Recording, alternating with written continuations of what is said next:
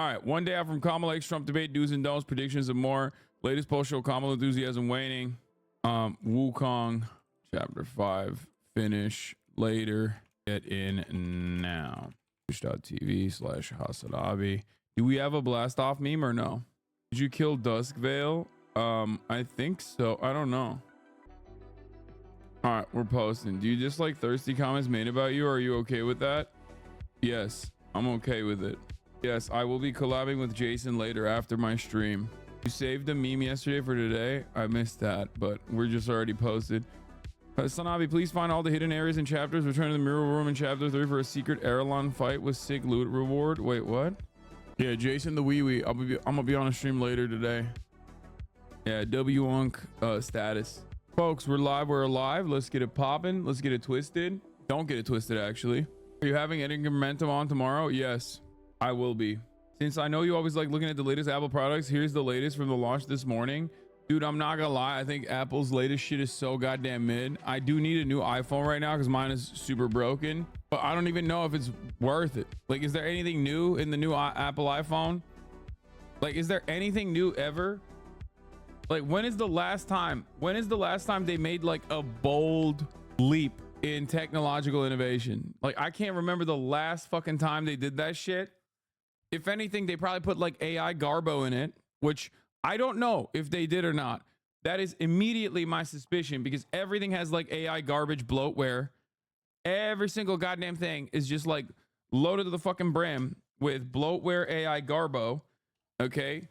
You can't even do a search query anymore. It has to be like Ask Jeeves sucks. Ask Grok. It's just like, I don't care, man. I don't care. I don't want to ask your stupid fucking chat GPT backed AI questions. Like, I have search. Give me answers. I have search queries. I need answers for them. I do not want stupid ass bullshit. Okay. What is this? Yup. iPhone 16 to include Apple Intelligence. Oh, sick. Fuck, man. That shit is so dope. Yo, that's awesome. Oh my God. By the way, remember all the Apple loyalists like Megaphonics and all those other motherfuckers in here that love like the EV evangelists, like the tech evangelists yelling at me about like the Apple Vision Pro or whatever? What happened, bro? I told you that shit was a dud. Number one, and it is a dud. It's been a dud. Anyway, Ted Cruz is a freak. What is going on, bro? Haitian migrants are eating cats? What the fuck is happening? Yeah. Elon said if they add AI, he will ban all iPhones from his companies. Apple Vision Pro is a $3,500 tool for jorking your peanuts. Yeah. You can make a custom emoji. It's an easy fix. Get an Android phone and install a custom ROM. No, man. I'm not doing any of that nerd shit. I'm going to get the new Apple product and I'm going to fucking shut the fuck up about it. Okay? As I always do. Here's the daily Hassan Geoguesser. Okay? Let's take a look. The daily Hassan Guesser. We got to do our dailies. Okay? Before I just blasted off. I'm going to get to the news in a brief moment. But before I do that, let's do our dailies. Sir, if you want to come through, I'm going to have to pat you down. All right, dude. Get touchy with it. This will just take a sec, sir. Okay. Easy. First of all, this is the old house. Okay? This is the old apartment. So it is either 2020. Oh, subs. The 17,000 subs. So it's definitely not 2021. It's 2020 because obviously, and it's before the election. Okay. So it's actually around, I would say, August 2020. This is a deranged pervert. And I still got the Alex Jones TTS. I'm going to go with August 2020. Fuck. I'm shocked. I thought it was straight up August 2020. Maybe it's earlier, July 2020. I don't think it's September. Wait, what does the red mean? To the right? Then it's got to be September. Yeah. Well done, comrade. Okay. It means later. Okay, I fucked it up. All right. Well, I would have gotten it right then. There it is. Easy peasy, baby. This is actually like probably easier for some of you guys than it is for me. I'm not gonna lie, because like I have no clue. Unless it's like a specific era. I can tell from my hair. I can tell from like you know, I can give you like a time frame, I guess, from my house or whatever, like my background. But overall, it's like virtually impossible. Do more dealies. I'll do more dealies. How about you dealies these nuts? You lived in that moment. How would be easier for us? Brother, it's because from where I'm standing, my life is exactly the same every single day. I have one speed, and that is go. I wake up in the morning. I do the exact same thing every single day. I wake up in the morning and I do the exact same thing every single day, 7 days a week. So, of course, when I do the same thing every single day, the days and everything just like kind of blends together. I am basically a robot. The thing is, I really enjoy it. I really, really, really enjoy it, right? So for me, it's not a problem. Like, I actually love that robotic ass rigid lifestyle, but it definitely blends the days together, and I have no like concept of time. How do you stick so well to it? I mean, chat says it's autism, but I don't know. Maybe it is. Maybe it is autism. I don't fucking know. I don't care. Time is a flat circle. Yeah, it's called the autism spectrum disorder. Okay. No life, only work. This is the future. No happiness. No bitches, only work. This is the future. Democrats like Hasanabi want. I mean, for me, this is what I derive happiness from. So it's a very different dynamic if you're, you know, stuck in your own personal situation. All right, we'll talk about. Are you not playing Wukong today? I am. Why the fuck? We're gonna get right though to the Preemptively have to send this because leftists get weird about Haitians. What is going on? What is happening? Like, what is happening with this? Dude, every day I feel like Republicans find a new way. They invent new ways of being racist. Now they're saying Haitians are stealing pets to eat them or some shit. Also, why are leftists getting weird about Haitians? What does that mean? Some Haitians were found eating cats. Were they? Like, actually? Also, here, you need to understand something, okay? You have to understand something very serious here, okay? Please. And this is like, please understand, this is how racism works, okay? When you see, like, if there was, and I don't even believe there is, but let's say there's one Haitian guy that was caught eating a fucking cat, okay? The assumption that, like, oh, all Haitians do this is insane. And if you don't understand what I mean, if you saw a white guy eating a cat, you wouldn't be like, every motherfucker who's white eats a cat, okay? No, you'd be like, that's a crazy white guy that they found. That's the difference. When you're actually in the crosshairs as like an ethnic minority, you immediately get locked into that fucking stereotype. It's wild, dude. What the fuck? And people do this, and then they go, no, you don't understand, dog. That's actually normal. That is actually like a real thing. That's a real thing. You're so stupid for not recognizing that's a real thing. You must be real woke. It's like if you were to be like, yeah, everyone from Philly eats horse manure, okay? Every white guy eats horse manure because that one fucking Eagles fan did it one time. Like, what are we talking about? Okay, I get it. You guys hate the Philadelphia sports fans. I know. What the fuck is happening here? Oh, yeah. All right, we'll get to this new wave of like, what did the Republicans claim all migrants are doing meta now in a second. But before we do that, there is a god dang debate coming up. Okay? There's a god dang debate coming up, and we will talk about it. Okay, there's like a million fact checks already on this. Why the fuck did they literally say... Why did they think that this was like a thing that you could just repeat? It's crazy. Okay. Oh my God. It is crazy. These people are out of their goddamn minds, dude. What an insane fucking, how are you not embarrassed? How are you not even embarrassed at all to just be like, Haitians are eating cats? Oh, I hope TYT doesn't fucking jump on this. Nowadays, whenever I see like another crime panic or like immigrant crime panic narrative that the right just whips up at the fucking racism factory, I'm immediately like, I really hope Cenk doesn't tweet about this shit. Please, please, please, please, please. Okay, please. I really, really hope that they don't just like jump on this shit. Oh my Lord. Oh my Lord. If you see one crazy person eating a fucking cat, okay, and that person happens to be from a minority background, okay, like a minority ethnic background, and your immediate assumption is every single person from said background does this, you are just a fucking racist, dog. It's like the most basic shit, dude. What are we doing? This is like kindergarten shit.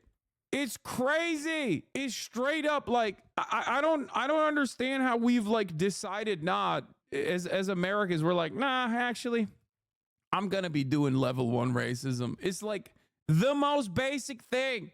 Holy moly. All right, Harris Trump prepare for ABC News debates. Race to the White House. Kamala Harris, Donald Trump set to face off right there at the National Constitution Center in Philadelphia. Tomorrow night's debate could be the only debate between the two of them. Stakes are high. Race is so close. Want to start off with Rachel Scott there in Philadelphia. Good morning, Rachel. George, good morning to you. We are just one day out from what is shaping up to be the most consequential moment of this campaign. Donald Trump, Vice President Kamala Harris, one-on-one in their first and likely only debate before the November election. And the stakes could not be higher with this race now locked in a dead heat. This morning, with the first presidential debate now just over 24 hours away, Donald Trump and Kamala Harris are preparing to come face to face. What did you think of the Aurora, Colorado thing that Jake and Anna have been talking about? Anna kind of called you out. She didn't kind of call me out. She did call me out. And I don't care. I wish her well. I hope she's doing all right. Okay? I don't care about like Anna and Jake's perspective on this matter. I care about the facts. Okay? And I don't believe that an investigative report that the legal firm that the fucking actual developers hired is going to sway my opinion, as opposed to like interviewing the tenants, as opposed to looking at the facts of the matter. Like, what is more likely, that Venezuelans have a time travel gun that caused them to go back all the way to 2020 and actually fucking only target CBZ management's real estate properties and take them over slowly but surely? And there's this like massive coordinated effort from the local police department in turning a blind eye, because these guys have been under investigation and in trouble by the municipality in Aurora since 2020. There's an active court case right now.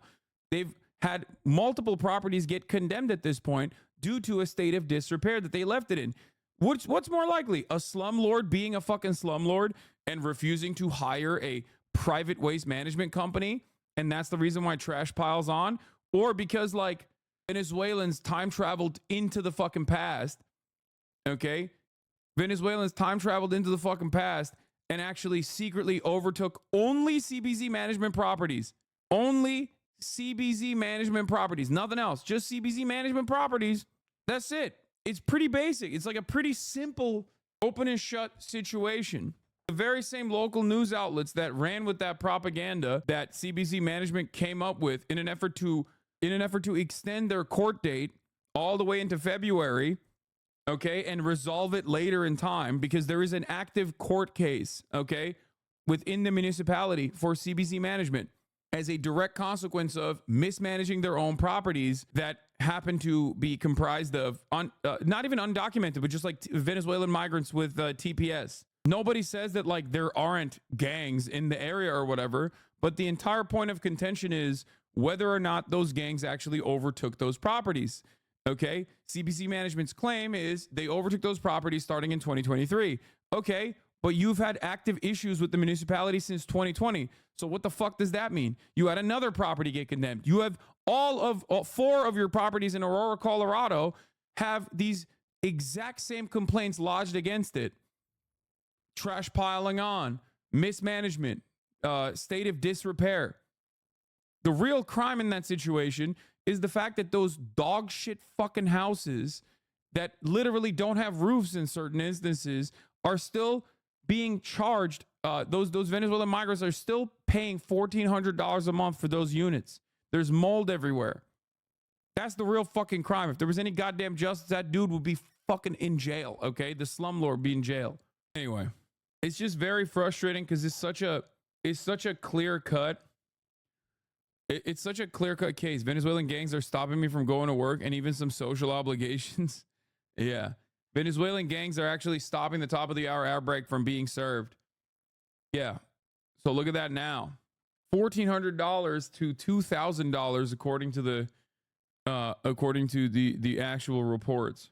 It's interesting to see the recent injection of liberals into this chat just parrot and follow the anti-immigration wave that the Dems have been doing over the past few years. I know. It's not that interesting. A lot of people are bots, okay? They have no way of thinking freely, okay? They're bots. They see stuff floating around and they just like pick it up, and everybody wants to sound smart, so they just like repeat things that they heard, like the NPCs, like the little NPCs that they are. No, not a single fucking unique thought up there for so many goddamn people. It's just how it is. That's why I'm very frustrated with the Democratic Party changing trajectory on their immigrant sentiment, immigrant narrative. Couldn't it also be right wingers? It's not all liberals. No, there are plenty of liberals who do repeat things. There's definitely mostly right wingers, by the way. You're right about that. Also, liberals can be right wing too. Let's be real. I think that when the top of the ticket is saying, Venezuelan, not saying Venezuelan migrants are overtaking fucking developments like real estate developments in Colorado, but when the top of the ticket is basically saying, I already said I'm gonna run the 3-minute ad break at the top of the hour, chat. Come on, I already debated you. Like, what do you mean? You should have woken up when I did that, literally 3 seconds prior. You should wake up to the reality that you're about to see a 3-minute ad break that the Venezuelan gangs cannot stop unless you subscribe for $6 or for free with a Twitch Prime. Here's a 3-minute ad break now. Yeah. Here's Juan Marcano in our community. He used to be a council member for Ward 4 in Aurora. Okay. I've been in this building and I walked it. It's why I introduced the anti-slumlord ordinance that Aurora Mayor Mike and the Republicans blocked. The problems here go far beyond gangs. This property had been an ongoing issue for the city at least a decade. There you go. Insufficient dumpsters, mold, derelict elevators, hostile management, random fees and harassment from said management. Wow, dude. Seems to me like, they were doing this for a while, these gangs. Yeah, this is a person I interviewed. He's in the chat right now. Local level left. Oh, anyway, it's just so freaking annoying to have to deal with this like level of misinformation on such simple stories that like exercising a little bit of critical thinking would allow you to comprehend immediately what's going on. Okay, you don't have to like this is not a counter narrative that requires a lot of imagination to believe. Okay, it's pretty basic stuff. And that's what makes it so frustrating. Text my trainers. All right. Tell that to my friend's wife. Dems don't realize how powerful vibes are in American discourse. Yeah. Yeah, that's the real crime, that those dumpsters were getting charged $1,400 a pop minimum. And also now hundreds of families have been evicted from those homes because the slumlord kept it in the shittiest conditions possible that made it uninhabitable. For the first time. Are you ready, Madam Vice President? Ready. The vice president off the campaign trail, spending the last 4 days hunkered down in Pittsburgh doing highly choreographed mock debates. The former president isn't doing any of that, instead holding informal policy sessions with advisors. On Friday, he came before the cameras for an event billed as a news conference, but he didn't take a single question after appearing in court for oral arguments in his appeal of the E. Jean Carroll sexual abuse case. Trump wasn't required to show up for the hearing, but he chose to go, later complaining to reporters for nearly an hour about all the women who have accused him of sexual misconduct over the years, which he denies, and even repeating claims about Carroll that a jury already considered defamatory. Trump then traveling to battleground Wisconsin for a rally this weekend. We're going to win Wisconsin. We're going to defeat Comrade Kamala Harris. While Trump's advisors and allies have pushed him to stay focused on the issues, he still spent much of his time on stage ranting about his legal battles. The 90-minute debate will include 2 breaks, no opening statements, no audio. I think like one of the biggest issues with like the with the muted mics in between, which greatly favors Donald Trump, and he tried actively, his team at least tried actively to ensure that there was no crosstalk, is that there won't be any cross-examination from Kamala Harris. So she won't be able to use her like prosecutorial bona fides on Donald Trump. So obviously I'm gonna talk about that. No audience because they would get interrupted. Yeah, that definitely would have worked in her favor. It also would have been Trump's undoing overall because of the fact that he can't shut the fuck up, and he would have looked like a silly ass bully in general. So, Audience in the room, no pre-written notes or huddling with staff during commercial breaks. Microphones will be muted when it's not the candidate's turn to speak. And Trump, who won the coin toss, will have the final word. Is anybody going to be watching? With the race neck and neck, Trump is vowing retribution if he wins a second term. And his most direct threat against those who administer elections, the former president insisting he would jail lawyers, political operatives, donors, illegal voters, and corrupt election officials, stating, hell yeah, dude. Hell yeah. Fuck it. Dude, jail everyone, dude. Dictator for one day, baby. Let's go. Those involved in unscrupulous behavior will be sought out, caught, and prosecuted at levels unfortunately never seen before in our country. The reality, illegal voting is extremely rare. And just days ago on a podcast, Trump in a rare moment even acknowledged he lost. Yeah. That's the beauty of this. That's the beauty of this all, is that the entire narrative hinges on guys, this might come as a surprise to you, but yet another very commonly held and commonly believed Republican position hinges on a complete lie. Okay?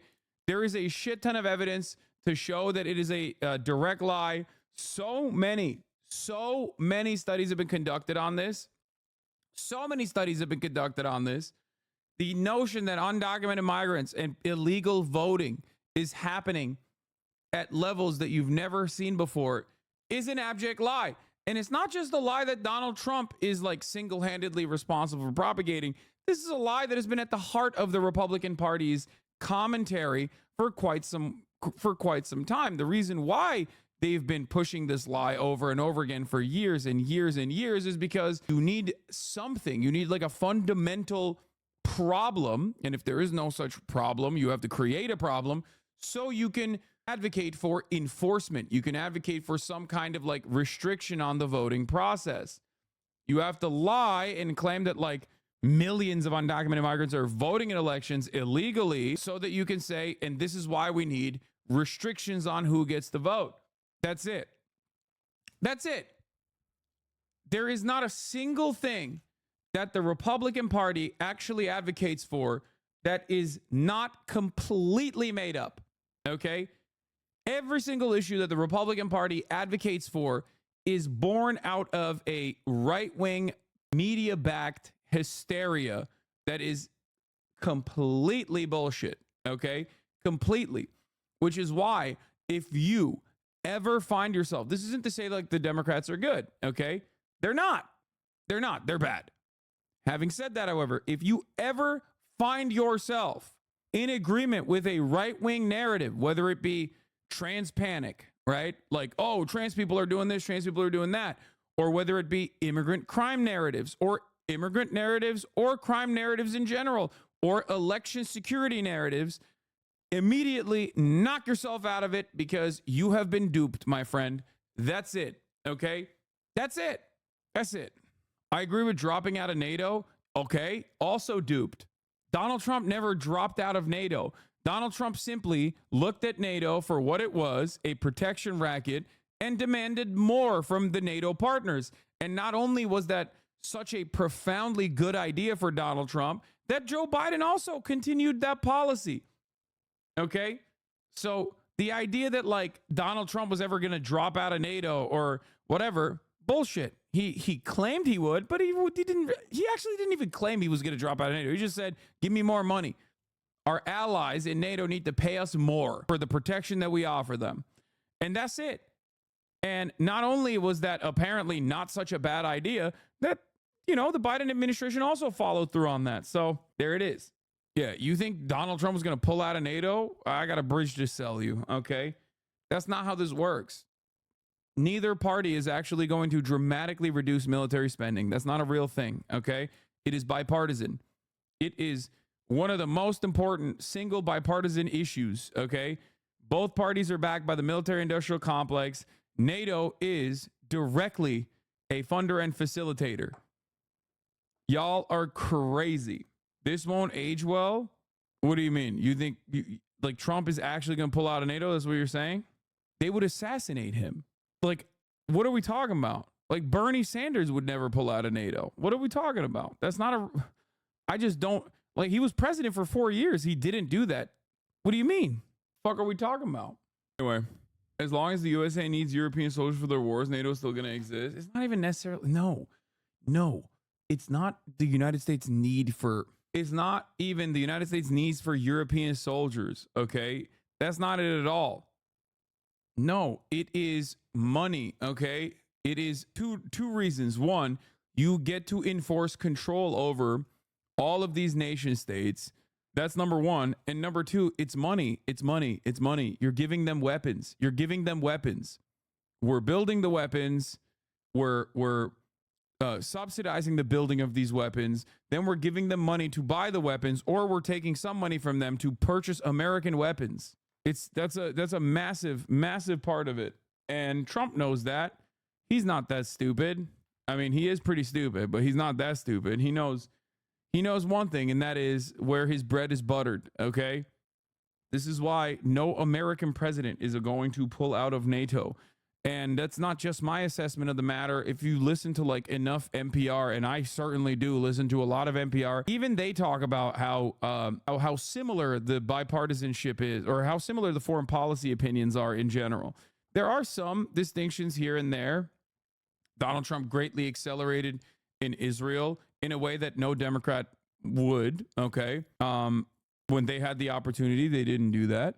In terms of like moving the embassy to Jerusalem, permanently recognizing the annexation of Syrian territory, Golan Heights, or, nuking the Iran denuclearization deal and then adding additional sanctions on Iran. These were all like great extension. Like these were all above and beyond in terms of like how much he fucked up on foreign policy.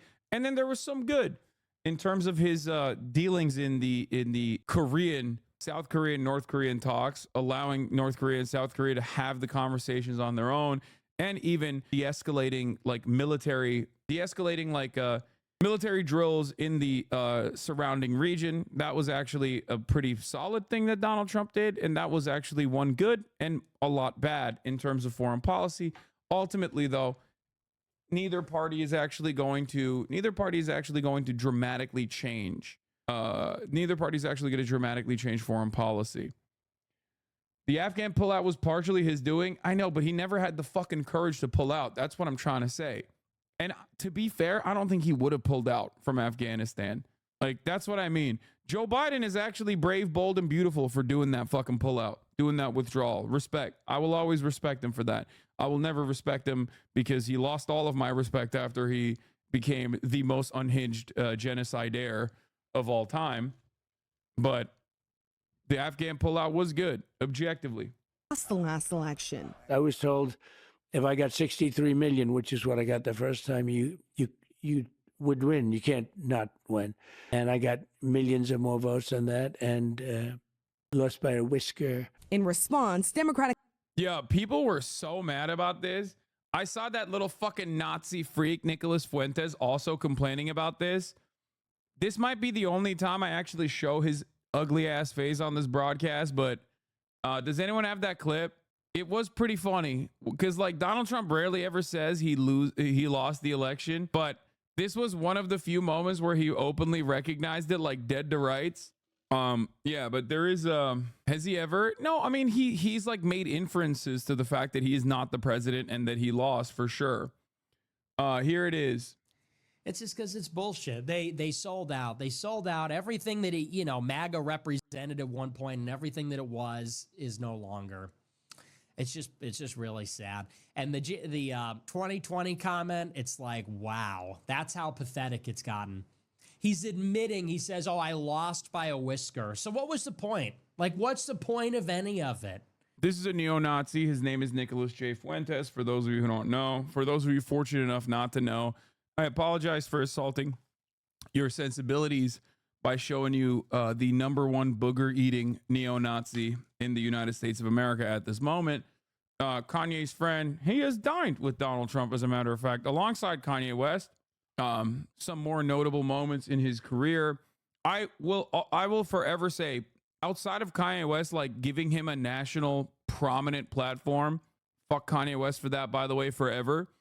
There was another guy who was desperately fucking carrying his career by consistently debating him and eating chicken and waffles with him, Boner Chelly. Every single person that has given this motherfucker a lifeline deserves all the worst things, okay? Yeah.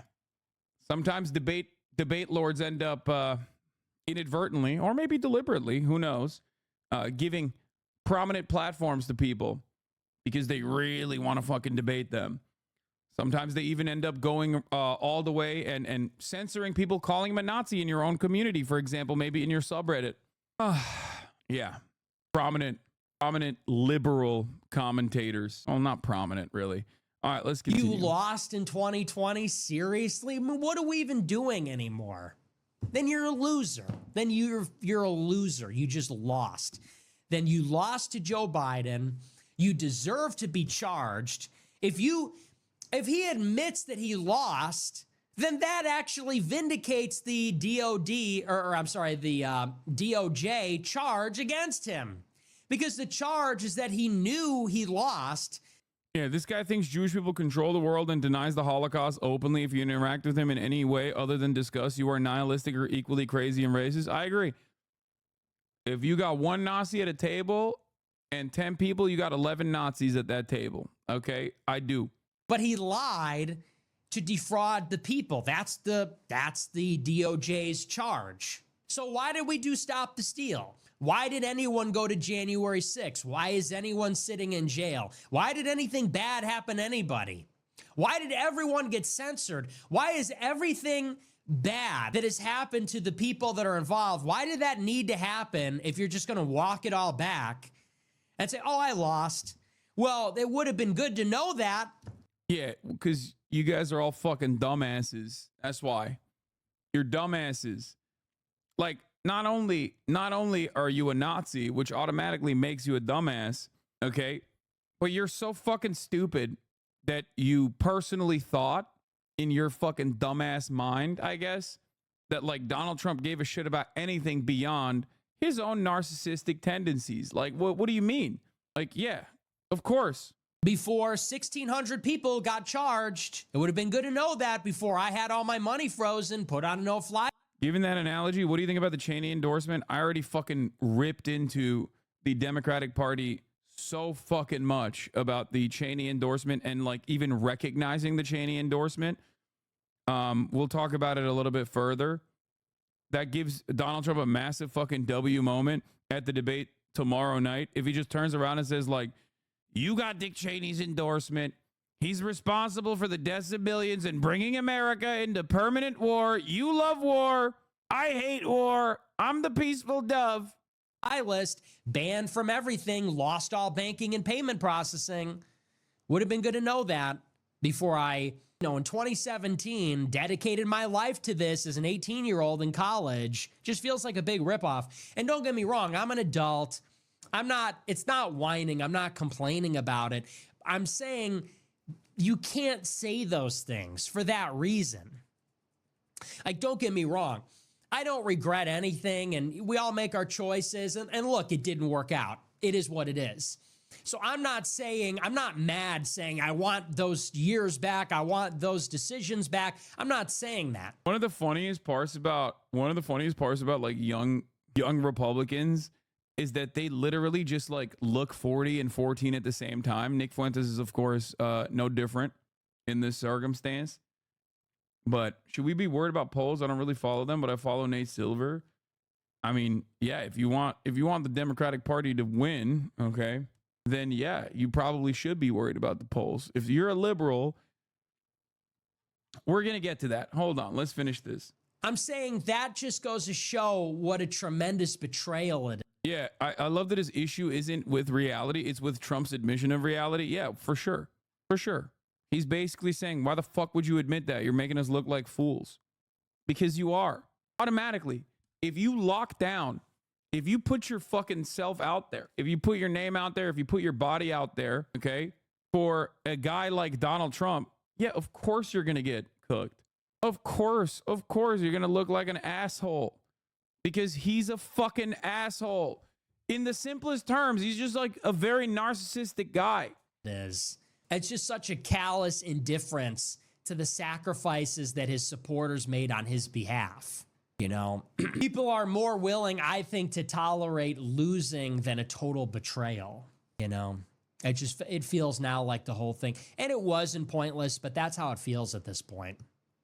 He's still, dude, this is actually cult. Like, this is just being in a cult. Like that you're watching him bargain with the cult leader. You're watching him bargain with the cult leader, being like, yeah, this shit was a sham the entire time. And he's still like, oh, it wasn't a mistake. It wasn't a waste. It's like, why wasn't it a waste? He openly admitted that he lost. You're mad that he openly admitted that he lost, but you're still like, oh, but it's still not a mistake.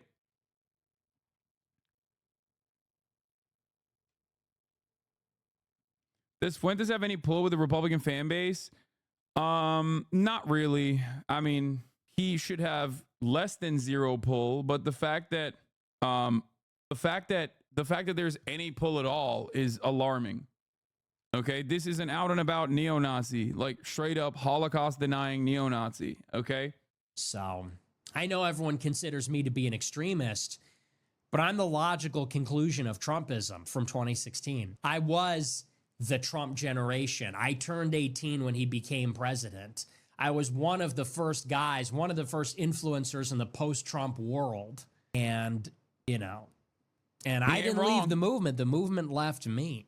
He ain't wrong. As a neo-Nazi, he ain't wrong. He is the logical conclusion of Trumpism. That part is not incorrect. The other part of this story that's obviously pretty funny is the recognition that he has as far as like, you know, loving Donald Trump because he's like racist domestically, but also being a rabid anti-Semite. At least like Richard Spencer looks at Israel and goes, oh, I love Israel. You get to send the Jews over there. I want to have our own Israel, but for white people here.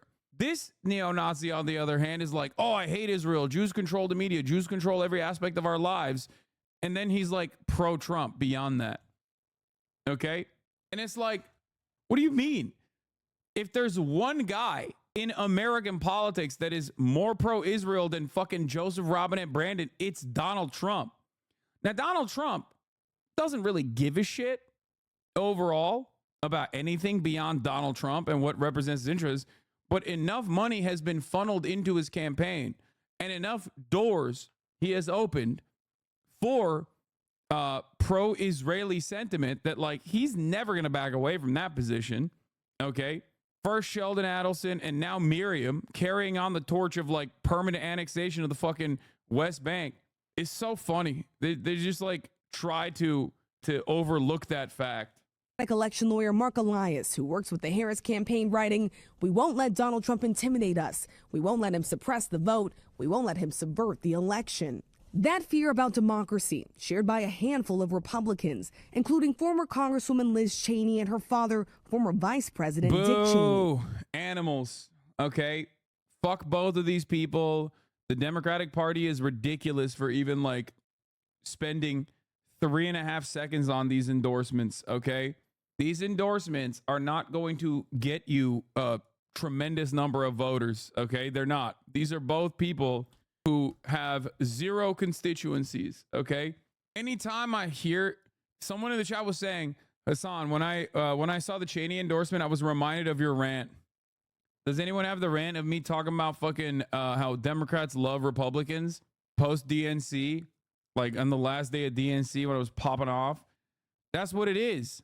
Once unthinkable move, the conservative former vice president now endorsing Harris, saying Trump can never be trusted with power again. You have many Republicans out there who are saying, well, you know, we're not going to vote for him, but we will write someone else in. And I think that this time around, that's not enough.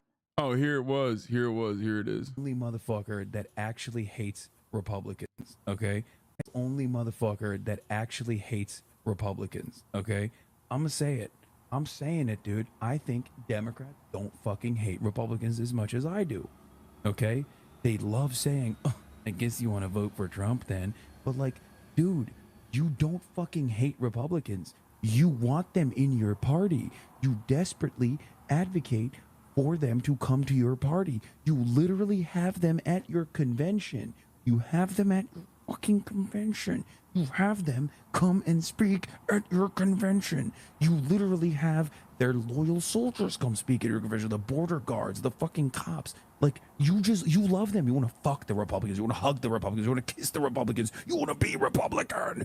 You want to be Republican. You're just a fucking Republican. I hate Republicans. You don't. You want to fuck them and you want to suck them. Okay? So stop with this bullshit.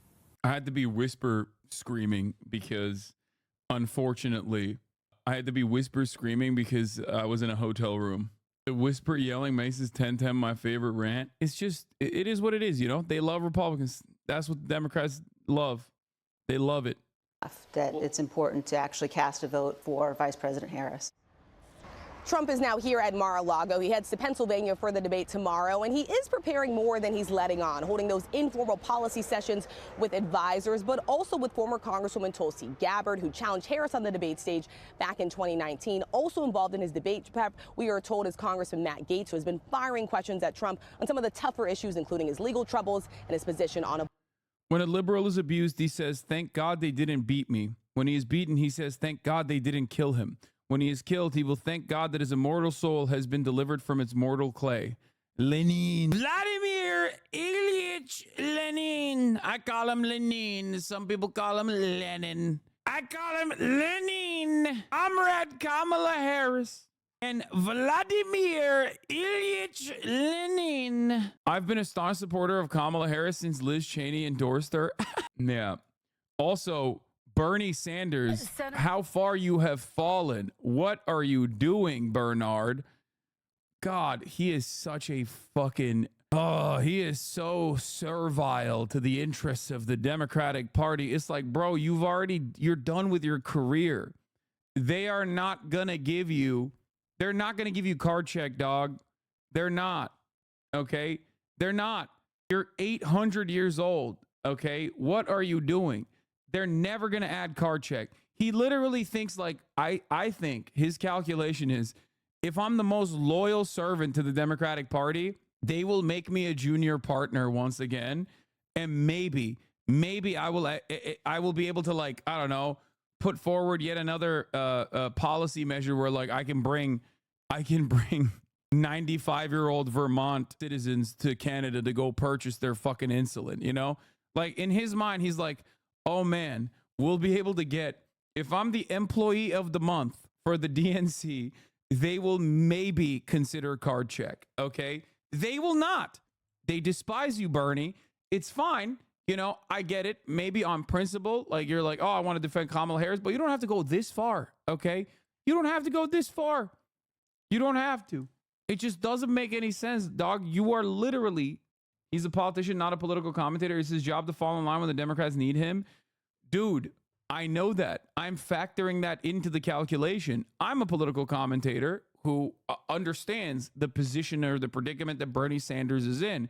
But even in that circumstance, you don't have to do this. You know, this is not a grenade you have to fucking dive on. Okay. Like, it's just, what are you doing?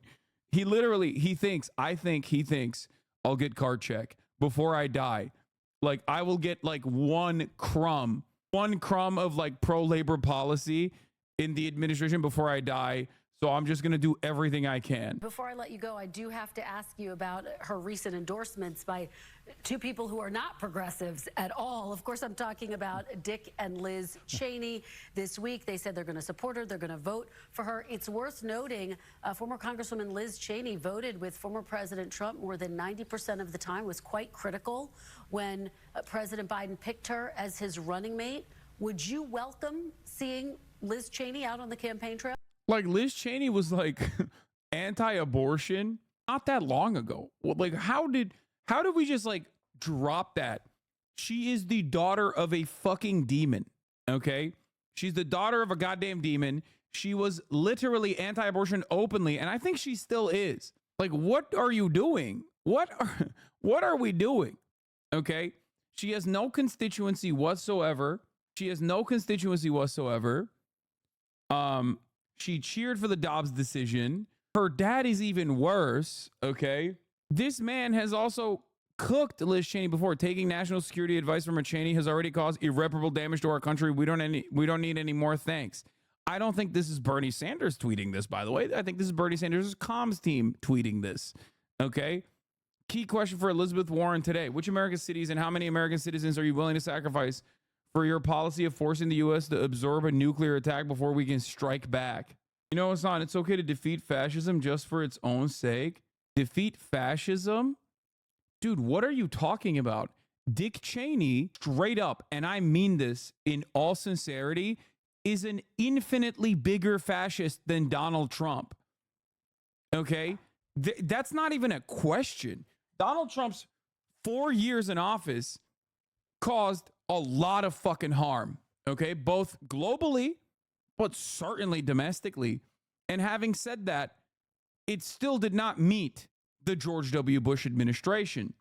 And this is something that a lot of liberals, I think, forgot about because George W. Bush was like exchanging chocolate with like Michelle Obama.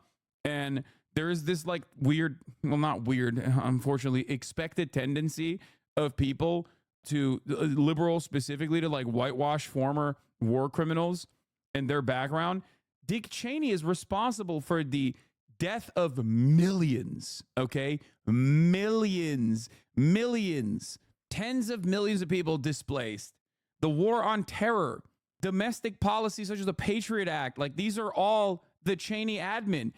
The unitary executive principle that Donald Trump took advantage of as well was like almost single-handedly written by Dick Cheney and his loyalists. What the fuck are you talking about? Dick Cheney is literally worse than Donald Trump, okay? Dick Cheney is a worse fascist than Donald Trump. Whoa, god damn. No, it's fine. It's fine. It's all good. They're going crazy. Hi. Why does Dick Cheney bad mean Bernie should bash Kamala accepting an endorsement? No, Bernie shouldn't bash Kamala accepting an endorsement. Do you think that there's only two speeds here? Do you think that he could have just said something like, oh, I don't really care about Dick Cheney or Liz Cheney? As a matter of fact, these are people who have caused irreparable harm to American democracy and caused so much destabilization globally. I do not care. I guess even they hate Donald Trump. Whatever. Moving on. You know? Drop it, honey. Honey. No. Drop it. No. That's not your bone. You're going to get into trouble if you take that bone. Kai's going to fight you. Well, Kristen, what I think Dick and Liz Cheney are saying. The only reason why they are not supporting Trump is because he failed at his coup where Cheney and Bush were successful in theirs. Yeah, that's another really funny aspect of Dick Cheney and like George W. Bush as a ticket to begin with, which is that like they did successfully pull off what Donald Trump failed to do in Florida. So like that's the other part that liberals have, I guess, forgotten, which is denying American democracy from happening when they stole the election in 2000, which is why it's like, God, liberals have they have no coherent worldview. It is very frustrating to have to consistently deal with this idiotic nonsense on a regular fucking basis. That's why I go back to the same principle. It's like, I hate Republicans. You don't, okay? If you find yourself fucking being like, well, I don't understand. Why is this such a big problem? Like, what the fuck do you mean? It's like, dude, did you forget? Like, these people fucked you over. They fucking ruined your life. They ruined American lives, okay? It's so stupid. It's so stupid. They did the January 6th thing without actually doing January 6th. They did lawfare and were able to successfully pull it off. Actually, they did do January 6th in the same exact way. They had the Brooks Brothers riot. That was January 6th, but in Florida. What the fuck are we talking about? They literally did do January 6th, just in Florida, okay? Oh my God. Oh my God. They were just more competent back then. That's it. And the guys that did January 6th are now on the Supreme Court of the United States. Obviously, the Supreme Court of the United States, even back then, actually funded and helped the Brooks Brothers riot from actually even taking place, okay? So did Jeb Bush, governor of Florida at the time, brother of George W. Bush. Oh, my Lord. Oh, my Lord. Oh, my Lord. Oh, my Lord. It is so weird. It is so fucking odd. Why be upset about that when you can blame third-party voters as to why Al Gore lost? Yeah.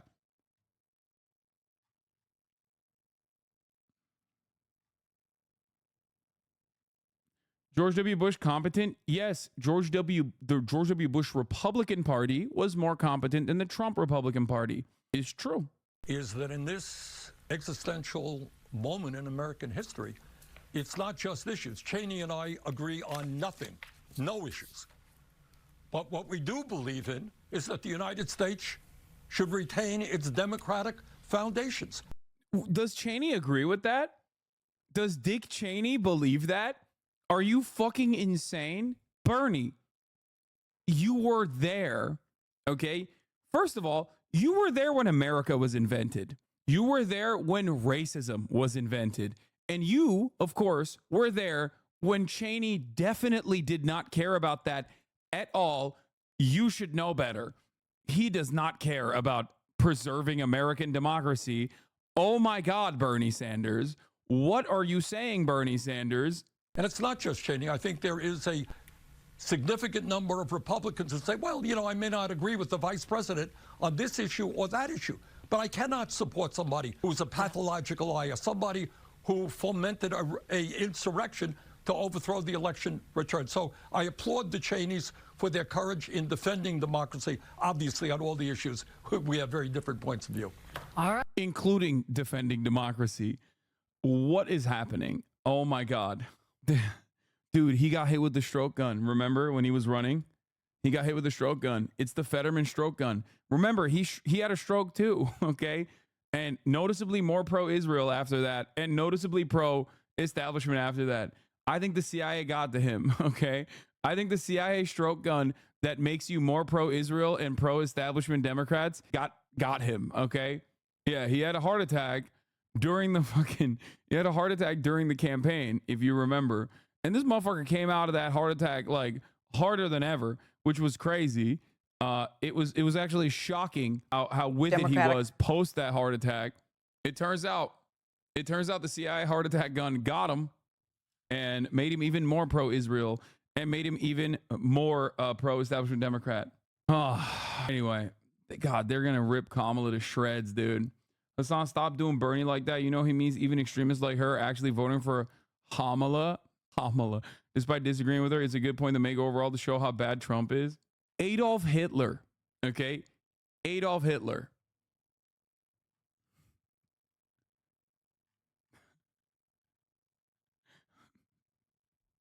Wow, even Adolf Hitler thinks Trump is bad. Is not the argument that you think you're crafting, okay? What the fuck?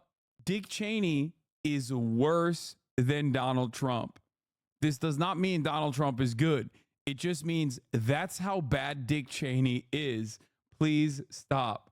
What the fuck? I'm losing my mind, dude. General election poll from Skibbity Strategies Hawk to a polling. Thanks, chatter. You fucking dingus. Anyway, we're going to get to the polls and how not good the polls are looking currently. Nominee Kamala Harris and Republican nominee Donald Trump. Is Dick Cheney worse than Adolf Hitler? No, of course not. Okay. No, Dick Cheney's not worse than Adolf Hitler. But in modern day leadership, in modern day American leadership, Dick Cheney is probably, and George W. Bush, like the George W. Bush admin, the GWB admin, probably, I would say, is the worst American presidency of all time. Okay? Like it's pretty, like in modern American history. Okay? Reagan, and I guess Reagan's probably worse. Reagan's worse because Reagan's also like really, dude, these are guys who crafted legal torture memos. Like, what are we talking about? They objectively were like, we're evil, dog. We love being evil. What the fuck? They created the most intricate mass surveillance of domestic and foreign mass surveillance strategies. Like America is a surveillance state directly as a consequence of post 9/11 initiatives that, you know, the GWB admin put together. Mind you, Dems praise both administrations. I don't want to even. Yeah, I just. Oh my God. Let's just continue. I don't want to think about this anymore.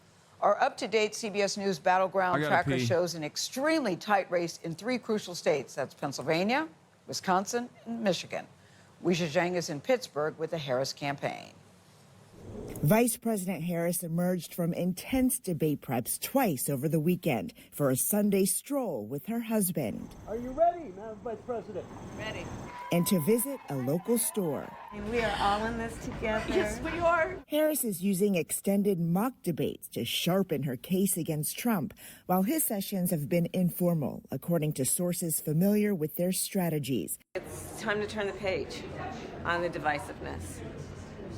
It's time to bring our country together. Rallying supporters in Wisconsin on Saturday. We have the dumbest leaders in the history of our country. Trump said the debate would reveal Harris is, quote, stupid, also taking aim at President Biden. He is the worst president in history. She will be worse than him. She will be worse than him. And Trump is never wrong. I am never, ever wrong. In a Truth Social post this weekend, Trump falsely claimed there was rampant cheating in the 2020 election and could be more in 2024. When I win, he wrote, those people that cheated will be prosecuted, which will include long-term prison sentences. It's unhinged. It's anti-American. And guess what? We are not afraid. But Trump has a new faux-turned friend who says she's ready to campaign for him. Former UN Ambassador Nikki Haley. He knows I'm on stand. Yeah, we got it. Oh my God, dude. I told y'all, dude. Yo, this shit's so funny to me. I told you, motherfuckers, dude. Liberals back then were like, you don't understand. Nikki Haley could be a really valuable ally to the fucking Democrats. I was like, nope, she's gonna fall in line. They always do. They always do. Oh no. Oh no. What happened? What happened? I thought this was a big constituency. I thought there was a lot of never Trump Republicans out there that were just gonna fucking go out and vote in incredible fucking margins, dude. What's going on? Oh man, I'm shocked, dude. I'm shocked. How could this have happened, dude? How could this have happened? By. I don't agree with Trump on everything, but I agree with him on a lot of the policies. I don't know that I agree with Harris on many policies at all. Though Harris has picked up the endorsements of former Vice President Dick Cheney and his daughter, former Republican Congresswoman Liz Cheney, who called Trump a threat to the Republic. The Republicans have nominated somebody who is depraved. Our new poll also shows that when it comes to voters being excited about their candidates, Harris outperforms Trump in Pennsylvania, Michigan, and Wisconsin. After the debate in Philadelphia on Tuesday, both candidates plan to flood the battleground states. In fact, Harris has announced she plans to be right back here in Pennsylvania on Friday. Gail? Yep, the countdown is underway. Thank you very much, Weijia. Washington Bureau Chief Political Director Rick Klein. He's also at the debate site in Philadelphia. Rick, the polls show this race is so close. Good morning, George. I personally know old white women, former Bush voters turned Democrat for Biden. Yeah, no, I'm not saying they don't exist, but that's not how you win elections. Okay? That's not how you win elections, dog. That's not how this works. Ooh, so good. So freaking good. Yeah, a close race by some measures, gotten even closer in recent days. The latest 538 polling average has... Guys, why is it getting closer? I don't understand. Why is it getting closer and closer? I just don't understand. Sorry, I'm also like ordering food early because I'm already hungry. This is not good. Why is it? Why is it this race keeps getting closer and closer, chat? I don't understand. Kamala Harris up by less than 3%. Everyone was celebrating at the DNC. It's just shocking. It's shocking. How did this happen? Who could have foreseen this? Who could have foreseen this? I just don't understand it. What the hell's going on? Points against Donald Trump. And the story in the battleground states is just as tight. Right now, Harris leading in 5 of the 7 big battlegrounds, but it is a tight race in all of them, including right here in Pennsylvania. Check this out. Harris up now by less than 1 percentage point in the polling average. That's essentially a toss-up in the biggest and almost certainly the most important of the battleground states, George. And right now, Vice President Harris actually, even though she's been vice president for 4 years, not all that well known. Yeah, this is really striking from the latest New York Times Siena poll, which had Trump leading by 1 point. Almost a third of voters overall, 28%, said they need to learn more about Kamala Harris and her positions before deciding how to vote. That compares to less than 1 in 10 voters, 9%, who say the same about Donald Trump. And another important point, in that same polling, right now we see that almost half of Americans consider Kamala Harris to be too liberal in her positions. Less than a third of Americans say the same about Donald Trump on the other side. Dude, it almost feels like that's perhaps because Donald Trump keeps saying Kamala Harris is a fucking commie. Okay. Whereas the Democrats have no counter message for Donald Trump's insane, unhinged, anti-immigrant sentiment because they've locked themselves down with a right-wing slant on immigration. Now, of course, when you do that, when you adopt the underlying principle that like undocumented migrants are doing crime, okay, undocumented migrants that are doing crime, when you also, you know, recognize that, even though it's a fucking false narrative entirely, okay, you don't counter message against a policy that Donald Trump is posting, which is basically Hitlerian, okay? Concentration camps and mass deportation of all migrants living on U.S. soil is Hitlerian policy. But I haven't heard a single fucking peep from the Democrats at all on this issue. So when you don't say that, when you don't counter message against that, which is like Donald Trump's signature policy right now that he's running on, then yeah, of course, people are not going to assume that Donald Trump is too conservative. That's it. Because people are fucking stupid, okay? People are stupid. Donald Trump is, once again, able to craft himself.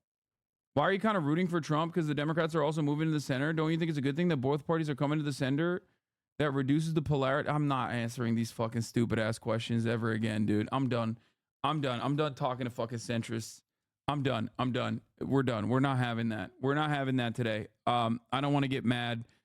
I keep getting mad for no reason. It's just like ruining my fucking day. That he is too conservative. At the same time, this polling suggests that people want to see a sharp break from the Biden administration. So it all makes for a couple of major challenges for Harris going into tomorrow night. She has to define her positions and also potentially define how she has moderated her positions and broken from Biden, even though she is serving as his vice president. That's a lot to get done in one night and beyond, George. Anyway, Democrats are not counter-messaging against Donald Trump being a fucking insane person. Donald Trump gets to be able to present himself as a peaceful dove. That's number one. Donald Trump also doesn't have any counter messaging that shows him as like a fucking psycho on the issue of immigration, which is his number one policy. Democrats have also moved to the right on immigration. So all of a sudden, that magically makes the issue of immigration and mass deportation not such a scary policy at all. It's one that is welcomed by 60% of the American population. Democrats see those polls. They think, oh God, we shouldn't say anything. They dropped this vid, saw it go super viral and get good press, then never did it again.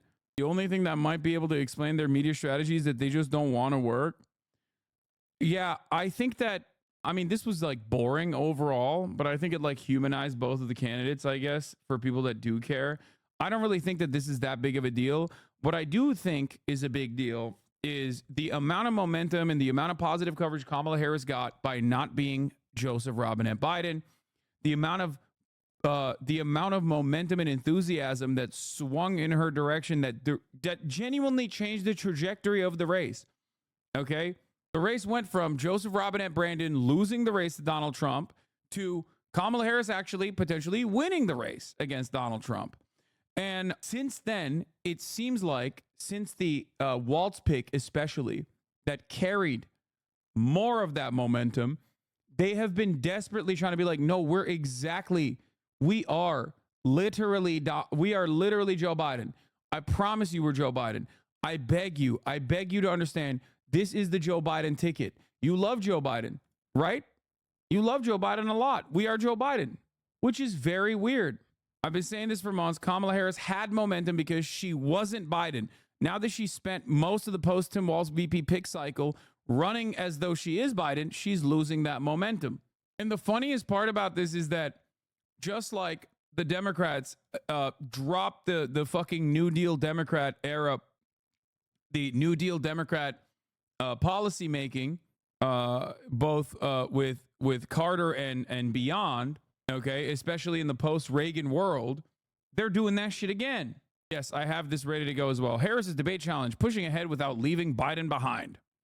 Okay, that's dumb as fuck. She should literally drop Biden. She should drop Biden. She should push Biden off the fucking staircase if she has to. You are stupid if you don't recognize that is what the people want. Like, there are so many aspects of Joseph Robinette Brandon's administration that Kamala Harris genuinely benefited from, like, seemingly not being a part of, despite the fact that she was the vice president.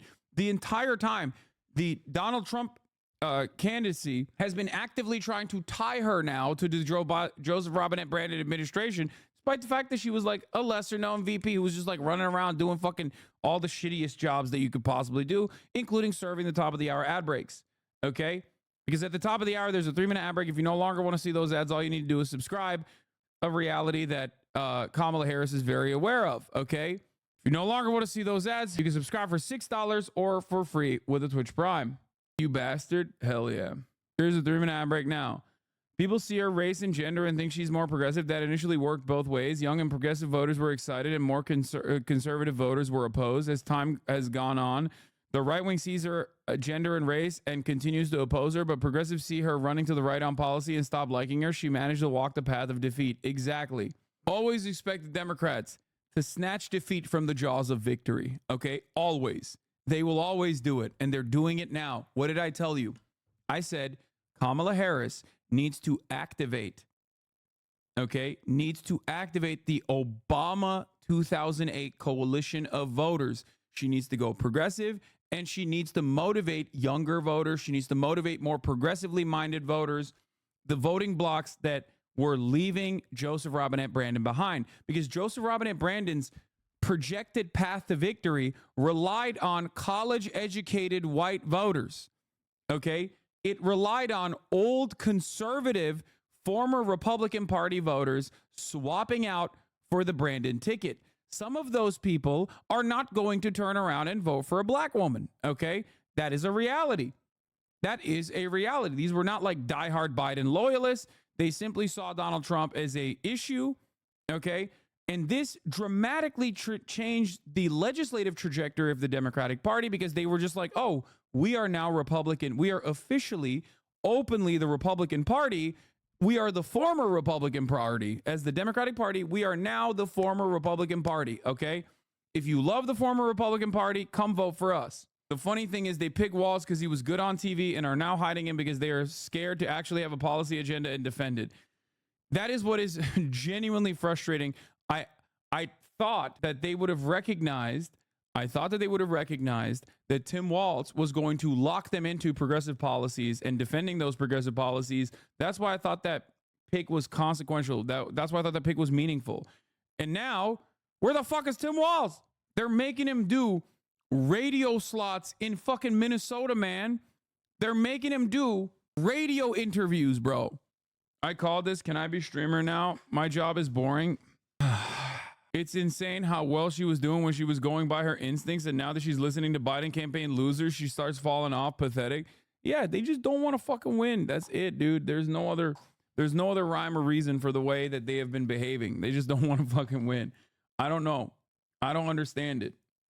I don't get it. I just, like, it doesn't make any sense. Why do Democrats want to become politicians if they actually do progressive things? What? The fucking Biden people are so goddamn stupid. Okay. There's not a single reality where Minnesota won't be blue, which is even funnier. I mean, Tim Waltz is phenomenal for the fucking blue wall Rust Belt. Okay? He's great. He's great for that.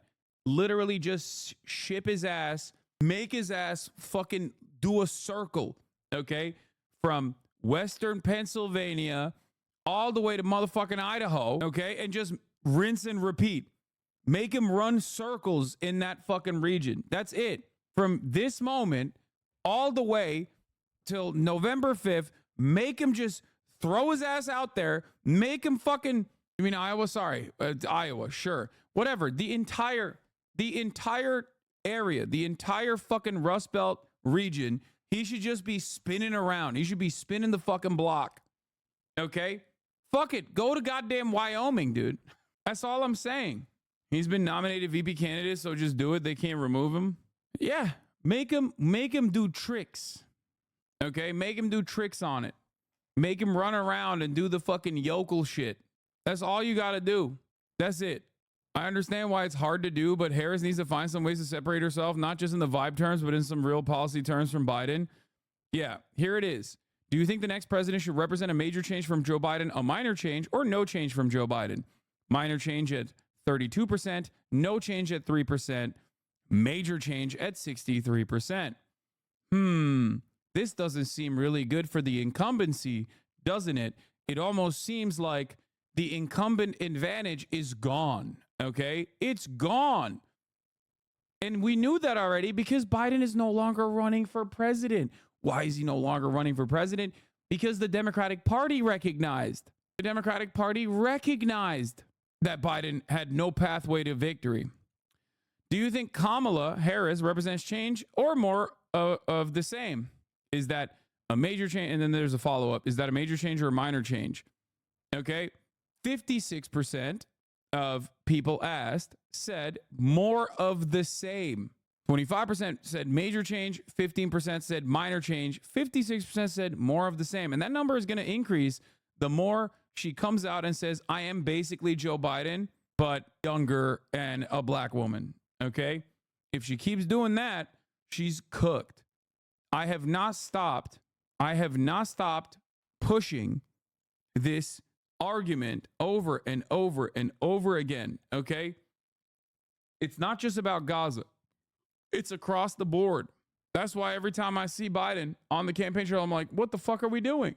I don't know how many fucking times I've talked about it from this point on since the swap out. Okay. I don't know how many times I've tweeted about it at this point. And I also told you that the Democrats, when I went to the DNC and I saw the fucking vibes and I saw how excited people were, how much they were doing victory laps as though they had 10 points on Trump in Pennsylvania or some shit. Okay. I couldn't believe it. I was like, what the fuck are these people doing? What are they doing? What are they fucking doing, man? They're out of their goddamn minds. Not sure why the big fucking deal. She's performing exactly what is to expect. Anywho, if she were to get in office, the people didn't pick her in the first place. Her entire policy page was a copy-paste Biden-Harris platform. She's running back into the cold embrace of a dead campaign that literally led her to becoming the nominee. It doesn't make sense. Okay? It literally does not make sense. Why doesn't it make sense? Because Kamala would not be running for president right now as the candidate if the Biden campaign was doing great. Okay? So the very reason why you're running should cause you to understand that, like, people denied the Biden administration a second term. They didn't want it.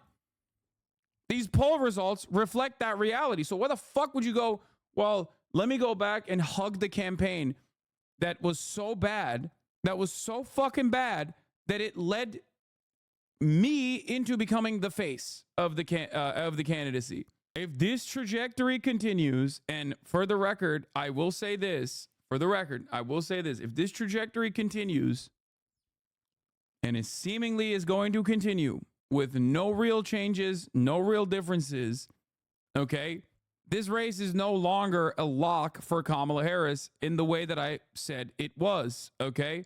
And I don't think she's going to change anything during the debate because she has shown you time and time again since the Tim Waltz pick, she has shown you time and time again that no, this is the nothing will fundamentally change ticket, okay? Today's numbers after some further mediocre new polling for Harris lead down to 2.3 points in our national average after a peak of 4.3, which wasn't enough anyway. It has to be +5 regardless. The debate is well timed for her, at least in terms of having a chance to regain that momentum. But basically, the mediocre new polls like New York Times and Pew are landing exactly where our model thought they would after Harris got very little convention bounce. So that convention bounce adjustment y'all were complaining about is looking fairly prescient. They should hire you for real. You say something and people call you and say names, then time passes and bang, you were right. I mean, it doesn't really matter. Me being right, but too early to the game is honestly significantly fucking worse than me being wrong consistently, but in favor of what the Democratic Party is pushing for. Nobody gives a fuck. People don't care. People don't want to be, people just don't want someone to tell them, like, you're wrong, okay? The feelings that you have right now, the feelings that you have currently are just wrong. They're incorrect. They only remember how embarrassed they felt in that moment when Streamer Man told them that they were fucking wrong. Okay? And when they are proven to be wrong, they still remember that feeling, and maybe that feeling gets even worse. So they consistently develop even more resentment. I have a huge problem with Nate's cockiness here. He's not only adjusting all the polls in Trump's favor by 2% after the fact because of the convention bump, but also adds all the right-wing flood polls that fucked with odds in 2022 and weighs them higher than neutral polls. And the New York Times and Pew both weigh an environment of 4 to 5 points right at 2020. Polling is broken. Rant.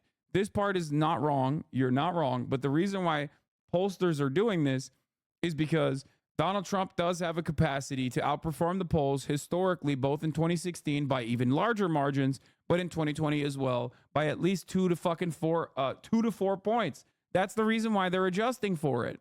There's a reason why pollsters are adjusting for it, not because they're like in the tank for Donald Trump and they love Donald Trump. Obviously, there isn't like this massive conspiracy. They just don't want to get it wrong. Their job is to literally try and adequately analyze the situation with the highest accuracy possible. So if consistently Donald Trump has the capacity to activate non-voters that are not represented in polls with regular frequency and has been able to do that in 2016 to obviously cause like a massive collapse of the confidence that people had in polls, and even in 2020 when he was able to activate enough non-voters, especially because like it was really difficult to figure it out during COVID. I will give him that, and they were pretty close regardless, but Donald Trump still ended up outperforming the polls in 2020 as well.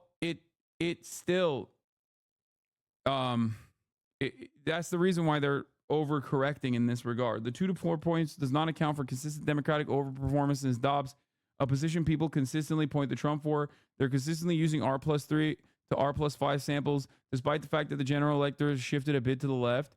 I think the reason why they're doing R+3, R+5 samples is because of what I just said, which is that there are a lot of non-represented voters that Donald Trump seemingly is really good at activating. Why do you think he's like aligning with RFK Jr.? Why do you think he's got the Tulsi Gabbard fucking weirdos and cranks? Like, these people don't have massive constituencies, like personally, but the podcaster vote, the podcaster, like right-wing crank guy who believes in conspiracies is like a person that's out there. I don't know how big those numbers will look like. I don't know how big those numbers will look like when push comes to shove. But that, I think, is the reason why pollsters are adding a little, bump to Donald Trump. The reason why Trump outperforms in the polls is very well understood. His base of support is non-college educated whites, which have always been tougher to poll than other groups. As the separation based on education continues to open up, the harder it is to poll. Remember, he gets low propensity white conservatives to turn out that don't vote for other people. Yeah, that's what I'm saying. Exactly. That is the reason. Nate Silver is also trying to blame him being wrong in 2016 on 538 in their model as opposed to him. Yeah, I don't really place a lot of emphasis on Nate Silver's model or the way that he conducts his analysis. I don't really care. I'm simply more interested in the way that Americans actually vote. Vibes, okay? Vibes are not good. Let me tell you, the vibes and the momentum is not good right now, okay? It's not good.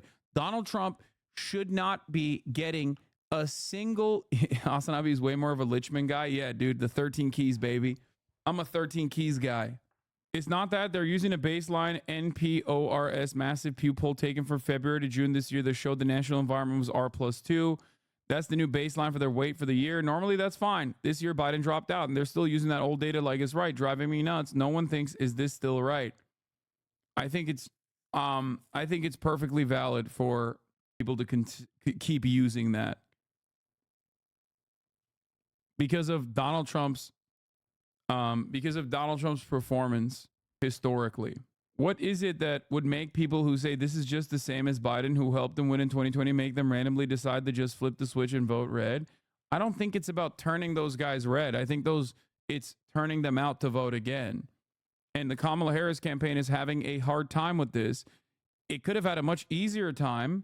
Bro literally ignores any comments about donors and speculates about why Dems are running to the right, acts like donors and moneyed interests don't exist and Dem candidates are just veering right because they think it's good tactics. You're right. I never talk about moneyed interest in politics. Thank you. Thank you, man. Is this your Is this your first time account created in 2012? Like paying attention to politics? Is this your first time in the broadcast? Do you think you just came up with like a phenomenal fucking perspective here? What's going on? Wow, dude. This right here is literally this right here is akin to being like, actually, I'll have you know, free healthcare is not literally free. Okay, smart guy. Thanks, dude. That's the reason though, man. You act surprised, but we all know why they move, right? Dog, I know what the reason is. I have literally talked so consistently about this. What are you talking about? What is one of the most common things I talk about with respect to Democrats consistently running to the fucking center? Okay? I'm not talking to the Democratic Party. I'm talking to you. Right now, I'm making an argument as to why this is a stupid thing that they're doing. Okay? When I'm talking to you, voters, okay, or talking to you, just regular old people and not Democratic Party operatives, there's no reason to just consistently bring up that point over and over again. I know that already. You think I don't fucking know that? The fuck? I'm the guy that says that. What do you mean? Ridiculous. Why do I always tell you Democrats, even when they run on progressive policies, never actually conduct those progressive policies? Why? Wow, it's shocking that they just like said that they were going to do shit and then didn't end up doing it. I wonder why they didn't do that. Oh, perhaps it has something to do with the fact that both parties are still in the pocket for the same corporate interests, okay? That's why most of these corporations fund both of these parties, okay? Almost an exact 50-50 split, sometimes 49-51. Doesn't really matter ultimately. Do you think I'm oblivious to this reality? Got you with the progressive, my guys. You got fished, lol. Thank you. The Democratic Party themselves claims they're moving to the right to pick up voters. Proving that wrong is the point, at which point then people have to accept that they're corrupt. Thank you.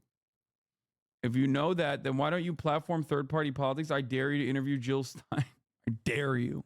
I'm scared of the Jill Stein momentum, the Green Party momentum. She will win if you vote for her. She can win. She will. If you vote for her, she will win. Okay? She's going to do it. Anyway, all right. But yeah, let's get to the really bad fucking polls in terms of like Kamala Harris's historic momentum kind of falling apart. That was a direct quote for the Liz Warren campaign, which is about as competent and left-wing as Jill Stein's is. Okay, first of all, Elizabeth Warren is a little bit more competent than Jill Stein. Okay, come on. like I'm not exactly a big fan of Elizabeth Warren either, but like she's still a fucking senator, you know? like come on, dog. Now we're just saying shit. Okay, fair. When she was as competent when she was running for president, fair. Anyway, you're gonna be an idiot when Jill Stein wins this state. You're gonna look like an idiot when she wins this state. I'm not even kidding when I say this. I really hope that happens. Jill Storm owns your broke ass boy. That would be the funniest thing that's ever happened. And fuck it, why not? You know? Sure is. Okay, Rick, thanks very much. The Jill Storm. All right, let's look at the big debate. New polls show change in Harris-Trump race in PA. Is in the city of Philadelphia, which is in the Commonwealth of Pennsylvania. Now, in a previous episode of CNN News Central, I circled Pennsylvania many, many times to emphasize just how important it could be in the election. Watching from home when I was doing that was CNN's senior data reporter, Harry Etten, who is standing right here to kind of put some meat on the bones, right, and do a better job than I did of just circling Pennsylvania. I'm going to be additive. I couldn't do a better job. I'm just going to make the product you've made even better. So I just want to take a look at Pennsylvania, and what we see is a tightening race in the Commonwealth of Pennsylvania. All right, this is Harris versus Trump margin in the great Commonwealth of Pennsylvania. A month ago, when you looked at the polls, New York Times +4 Harris, +3 Quinnipiac for Harris, Franklin and Marshall +3 for Harris. But look at polls that have come out over the last week or so, and what do we see? We see a much tighter race. We see a tie in the CBS YouGov poll. We see a tie in the CNN SSRS poll. And this, to me, is part of an emerging pattern which is in a very pivotal state, what we saw was a small Harris lead, but within the margin of error, becoming a race that is way too close to call at this particular point, one that is even. You say very pivotal the Commonwealth of Pennsylvania could be. How pivotal? How pivotal. All right, so let's take a look at this particular map. This is with the betting favorites, but with Kamala Harris taking the great Commonwealth of Pennsylvania over here. What do we see? We see that Kamala Harris wins in this particular case. Look at that, with exactly 270 electoral votes to Donald Trump's 268. All right, so Kamala Harris wins the Electoral College when she wins the Commonwealth of Pennsylvania. But let's take Pennsylvania out of Kamala Harris's column and put him in a Donald Trump's column. Again, with the betting favorites, with Trump taking Pennsylvania, what happens when we turn Pennsylvania red? Well, take a look here. Donald Trump wins in the Electoral College, 287 electoral votes to Kamala Harris's 251 electoral votes. So that is why I say it is pivotal. Yeah. It is so important. It's worth adding letters. I will say it's worth adding letters. I can't even get it out. The bottom line is, it is so important. This state is very, very important. You important data people like to call it a tipping point state. It looks like Pennsylvania could be the tipping point state, which means the one state that will decide the election. Now, if it is in fact the tipping point state, is there any elected official in Pennsylvania who may have been on a ticket that might have made a difference? Well, this was the great question when Kamala Harris was making her VP selection. Who should she select? And of course, folks like myself thought that she should take Josh Shapiro, of course, as the governor of the great Commonwealth of Pennsylvania. Why? Because his approval rating is 59%. And the bottom line is, if Kamala Harris loses in the state of Pennsylvania, and that is the tipping point state, as Mr. Berman put it, the state that put Donald Trump over the top in the Electoral College, there are going to be some real questions as to whether Kamala Harris should have chosen Josh Shapiro, given how popular he is in the Commonwealth of Pennsylvania. Could she have been a winner if she had chosen him instead of Tim Waltz? We don't know the answer to that question. We don't know who's going to win the state of Pennsylvania. I was just about to say, Harry Anton was so deep in the pocket for Josh Shapiro. So deep in the pocket for Josh Shapiro, they will look at these polls and consistently refuse to learn the right lessons. Okay, really good stuff overall. They're like, no, dog, no. It's because you didn't choose Josh Shapiro. For sure, man. For sure. No, for sure. But it's certainly a question that at this particular moment, with the Pennsylvania polls getting tighter and tighter and tighter, that I'm certainly asking, John. Harry, great to see you, as Pivotal. always. Pivotal to see you this morning. No, I'm sorry. We are now officially changing it to pivotable because it sounds fantastic. We're going with that. Thank you, gentlemen. Let's talk about all of this and how pivotable it all is. Joining us right now, CNN senior political analyst and senior editor with The Atlantic, Ron Brownstein. It's good to see you, Ron. Okay, Ron, you coined the phrase the blue wall. Recently, you were writing more about the history of the blue wall, how Michigan, Pennsylvania, Wisconsin have voted the same way in every presidential election since 1980, save one. That suggests what, though, Ron, this time around? Yeah, I mean, it is striking. I mean, these are states that are demographically and economically similar. And as you know, they voted the same way in every presidential election since 80, except one.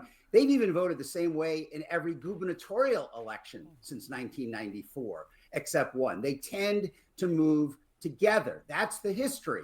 But as you're noting, we're seeing something of a different pattern potentially this year. If you look at the totality of the recent polling, the CBS poll yesterday, the Say24, YouGov project, and the CNN polls last week, I think you look at them all together, they suggest that Harris is opening kind of, sort of, a little bit of space in Michigan and Wisconsin, which means, as you've been discussing, if she can add Pennsylvania, she gets to exactly 270. Pennsylvania looks tougher. By the way, looking at this even more narrowly, Pennsylvania and Michigan have voted the same way in every election since 1940, except for one in 1976 when Michigan went with favorite son Gerald Ford and Pennsylvania went with Jimmy Carter. So for them to separate, obviously history, prior results is no guarantee of future performance, but for them to separate would be a striking deviation from our history over really the last 80 years. It is really fascinating. And Axios, kind of summing up the polling trends of recent, Axios put it this way this morning, which I loved, kind of speaking to all American voters. You live in a toss-up nation where every election brings coin toss close fights to run American government. I mean, is that just what you add it all up to and what we see now? Well, it's really kind of a striking dynamic in that I was recently talking to Karl Rove, and he was reminiscing about how many states as recently as the 2000 election they were playing in, either on offense or on defense, places like Tennessee or Kentucky that we no longer consider, or West Virginia even, part of the dialogue. What's happened is that the number of swing states has dwindled to 6 or 7, but those states themselves have become hyper competitive. I mean, they are swing states because they are balanced, on the edge of a knife. So what you're talking about is a couple 100,000 people in really 6 or 7 states choosing the direction for a nation of 330 million. And we see some good system, dude. I love that. Pretty similar patterns, whether we're talking about the national polling or the swing state polling, where Harris, like Biden, is running pretty close to what Biden got in his winning number in 2020 among white voters. Maybe a little below where he was among whites without a college degree, maybe a little above where he was among whites with a college degree, netting out to about the same place. But despite her gains, she is still not equaling what Democrats usually get among non-white voters and young voters. And that in many ways looks like her challenge and her task in the remaining weeks of the campaign. Let me ask you this, Ron. Dana and I were just talking about it. I want to get your take on this. Voters continue to say that they want to know more about Kamala Harris's policy positions. Yeah. The Harris campaign has added an issues tab on the campaign website. But I wonder what you think about this perception from voters, and I'm wondering what her campaign thinks about it as well, and if they are okay with that perception. Well, first of all, I think we basically know what a Kamala Harris presidency would focus on, because there is kind of a communal bottom-up agenda from the Democratic Party really at all levels. I mean, if you look at the pieces of the Build Back Better bill that passed the House in 2021 and were stripped out in the Senate by Manchin and Sinema, that's pretty much a presidential agenda. Child tax credit, increased child care help, health subsidies, more prescription drug support, gun control. I mean, there's a broad agenda that's out there. But, voters are saying 30% in that poll in the New York Times, rising to 40% among Latino and Black voters, 50% of younger voters. They need to know more about her. It's not only her agenda, I think, it's who she is, who her values are, and whether they are comfortable with her as president. I think that's her big job on Tuesday night, more than making the case against Donald Trump, making the case for herself. Interesting. Great to see you, Ron. Thank you so much. New lies from Donald Trump about the 2020 election and new threats that have some election workers alarmed, promising to throw people in jail, he says, if he wins. Let's get right to CNN's Steve Conterno. This is part of the issues-only preparation the Trump team has been touting for the debate, no doubt. That's sure, John. That's what we're getting out of the former president over the last few days. If you look at the last 4 years, he's spent so much time attacking the 2020 election. Well, now he is escalating his attacks on the 2024 election before it has even taken place. Over the weekend, he posted on Truth Social that if he were to win the election, he will, quote, prosecute to the fullest extent of the law the individuals that he believes cheated in this election. And in case you think he's just talking about the small amount of people who fraudulently cast ballots, he went on to say that it includes, quote, lawyers, political operatives, donors, and even election officials. He said they will be sought out, caught, and prosecuted at levels, quote, never seen before. Also this weekend, he continued his attacks on mail-in voting, saying that the FBI should investigate mail-in voting in Pennsylvania over unspecified claims about election fraud there. Notably, his campaign has been working very hard to get his own supporters to cast mail-in ballots, vote absentee, vote early, even as he continues to attack that method. And I'll also point out on Friday, I was attending an event with Trump with police in North Carolina, where he told the police there that they should get out and start looking for voter fraud now, saying they're afraid of the badge, they're afraid of you people. So obviously this is coming just days before this key moment in this election where you're going to see these candidates debate, and Trump over the weekend talking a little bit about that as well. Take a listen to what he said about his upcoming debate. We're run by stupid people. Stupid people. And we found that out at the debate with Joe. How did that work out? And we're going to find it out again on Tuesday night. Is anybody going to be watching? She's a defunder of police. You know, when somebody on the far left is in charge of defund the police for 12 years, and then they switched, 3 weeks ago or something.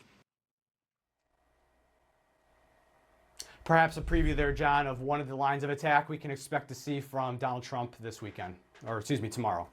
Yeah, tomorrow. It's now 24 hours away or so. Steve Coturno, great to see you. Joining us now is Adrian Fontes, Arizona Secretary of State. Ms. Secretary, you're in charge of elections in a crucial swing state. It was crucial last time around.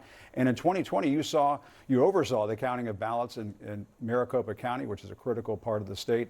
And we saw at that time protesters, some of them armed, were gathered outside for days. It's important to remind people this is what took place 4 years ago.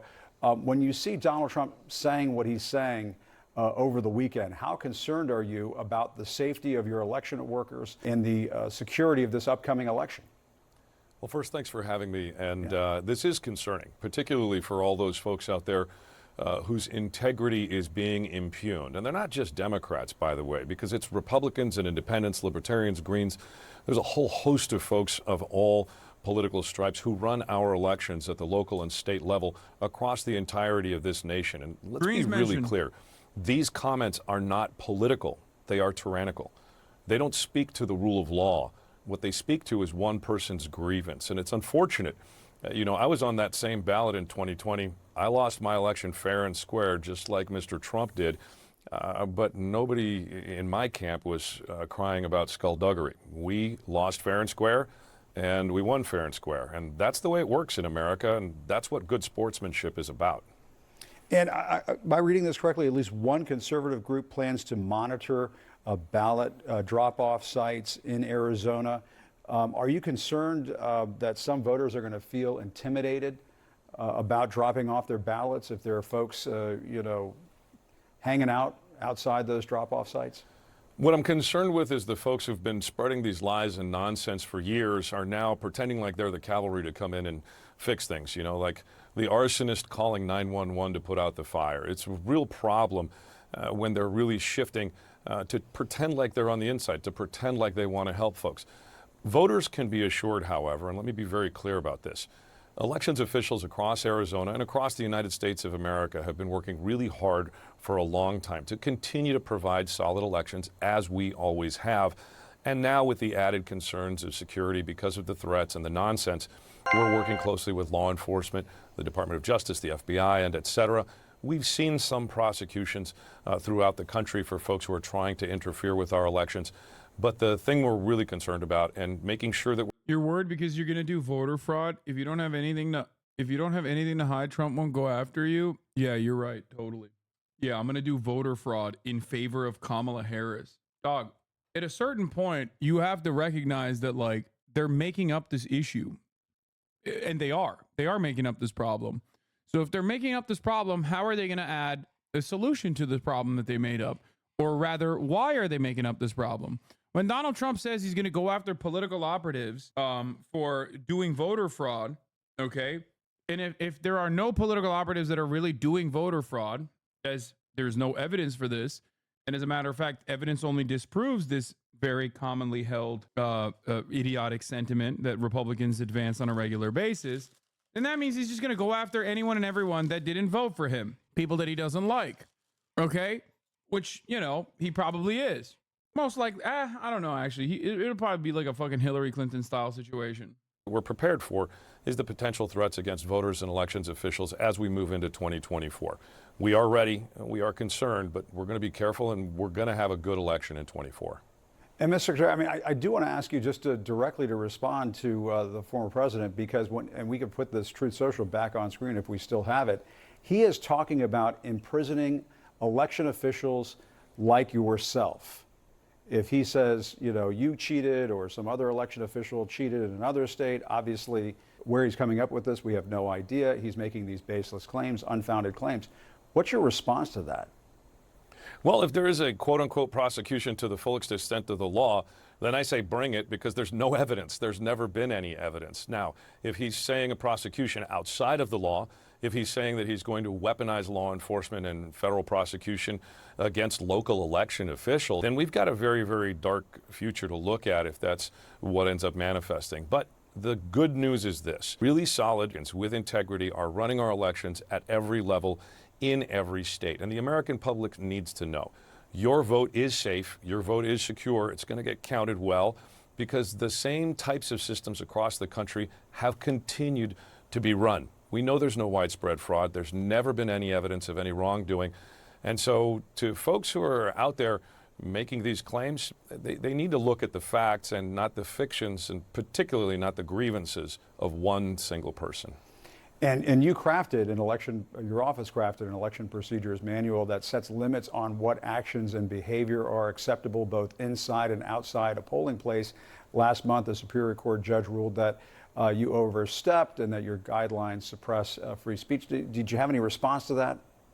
Well, my response has been consistent and clear. When the government tells you got to stand in line at a certain time in a certain place to exert your rights to peaceably assemble and vote, the First Amendment rights of some wacko screaming at you or carrying a gun around, those First Amendment rights aren't as protected. I think good citizens, good orderly elections happening the way they do in the vast majority of America will continue to happen. The extremists who have brought these lawsuits, like the Free Enterprise Club. Arizona's so fucking cooked, dog. That's crazy. It's called electioneering, okay? Free speech obviously has, free speech has always, in the United States of America, had certain restrictions, certain limitations. You, for example, cannot wear a political campaign's gear when you're going out to vote. In the United States of America, it is considered electioneering. It's illegal. Okay, you can't vote if you wear MAGA merch. So rules set in place, like for example, not being able to bring a fucking gun to the polling station, it makes total sense. This is not a restriction that is inappropriate. This is not a James Earl Jones law. I don't care.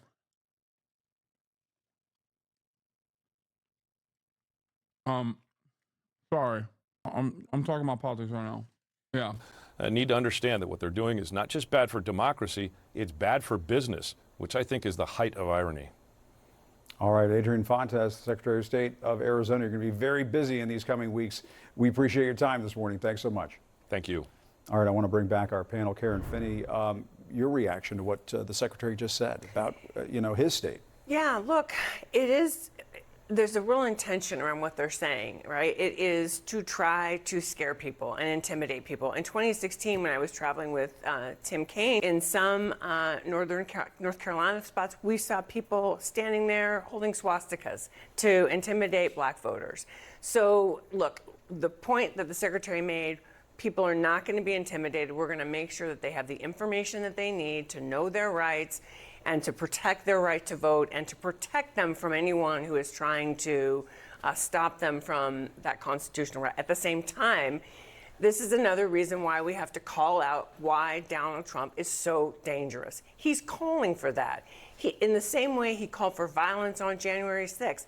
It's the same reason that you've got Mike Pence, John Bolton, people like that, Mark Milley saying, you can't trust this guy. This is not somebody who should ever be commander-in-chief again. Yeah. So again, I think we should take it as a sign of this is who Donald Trump is, and this is why he shouldn't be returned to the White House. Yeah, I mean, sure, Michael, and we could show the Truth Social again. I mean, one of the things that you have to wonder is whether or not we're covering this enough. I mean, that was sort of the thing that when I saw him put out this Truth Social post, if Kamala Harris were threatening election officials with jail time, what would be the reaction? I mean, look, my reaction would be the same regardless of the political party, is that we don't want to further heighten polarization that we're seeing in the country. Democracies across the globe are at an all-time low. We're seeing democracy struggle to maintain. We're seeing a heightened... Every single one of these people will be defending Kamala Harris if she said that. Every single one. You want to know why? Because they're fucking partisan. They're partisan hacks. That's precisely the reason why when the very same people that were shitting on Donald Trump for insane anti-immigrant sentiment, I disagree, law. No, dude, we don't have to look any further than hearing what these guys have to say. I think this guy's a never Trump Republican, so functionally a Democrat now, but overall, every single fucking commentator has literally gone from they're putting kids in cages to actually let's not talk about that at all, or immigrant crime is out of control and the Democrats are the ones who are going to the Democrats are the party to actually deal with it. That's it. A number of populist, nationalist movements across the democratized world and globe. And we certainly don't want to see the continuation of that, Jim, in the United States, particularly when the election is going to be so close. And someone's going to win this thing and someone's going to lose. Yeah. And typically when you lose, you congratulate the victor and we come together as a country and then we battle it out in Congress, right? And we wait the next 4 years. And so my thoughts for the former president would be to just cut this out. You have some issues you can run on that are compelling to people. And this is not the media bringing this up. He's bringing it up. He's doing it. He's not going to cut it out. He's not going to cut it out, though. Michael, you can say that all you want, but he's not going to. This is what it's going to be. Karen, I understand that, but I should say he should cut it out because this isn't acceptable. And I'm not going to sit here and pretend that it is. Liberals went from build the wall is racist to demanding that Kamala Harris build the wall, and Trump is stopping the wall from being built. So you need to understand that. Is acceptable. And so I think we do have an obligation to say, yes, campaigns are difficult. Yes, you're going to fight it out. You're not going to like the other side. That's okay. But that's where the line is drawn. And so I would hope, Jim, that the campaign would try to reel this in a little bit and say, just stick to the issues. Welcome back. And joining me now is independent Senator Bernie Sanders of Vermont. Senator Sanders, welcome back to Meet the Press. You make me so sad. Well, it's great to have you here. I do want to dive in by talking about the economy, likely to be one of the big topics at Tuesday night's debate. This week, of course, as you know, Vice President Kamala Harris. Please speak on the invasion of the Balkans by the Ottomans. I don't know who this guy is, but he has so much aura and riz. This guy's awesome. I think he wants me to speak on the invasion of the this is a Balkan chatter. We got a fucking Balkan Maoist in the chat who recognizes that the Balkans were better under Ottoman rule. That's what I think is going on here. Okay. To which I say, listen, chatter, at the top of the hour, there's a 3-minute ad break. And regardless of where you're at, unless you're like in Bosnia, in which case you probably won't see ads, you're going to see 3 minutes of ads if you're not there. Yeah. So if you're not in Bosnia, then you need to subscribe for $6 or for free with a Twitch Prime by connecting your Amazon Prime account to your Twitch account. Why are you so silent on the fall of the Mongol Khanate? I don't want to think about that, man. That makes me sad. It hurts deeply when I think about such sad realities, you know? The Golden Horde will rise once again. Here's the 3-minute ad break now.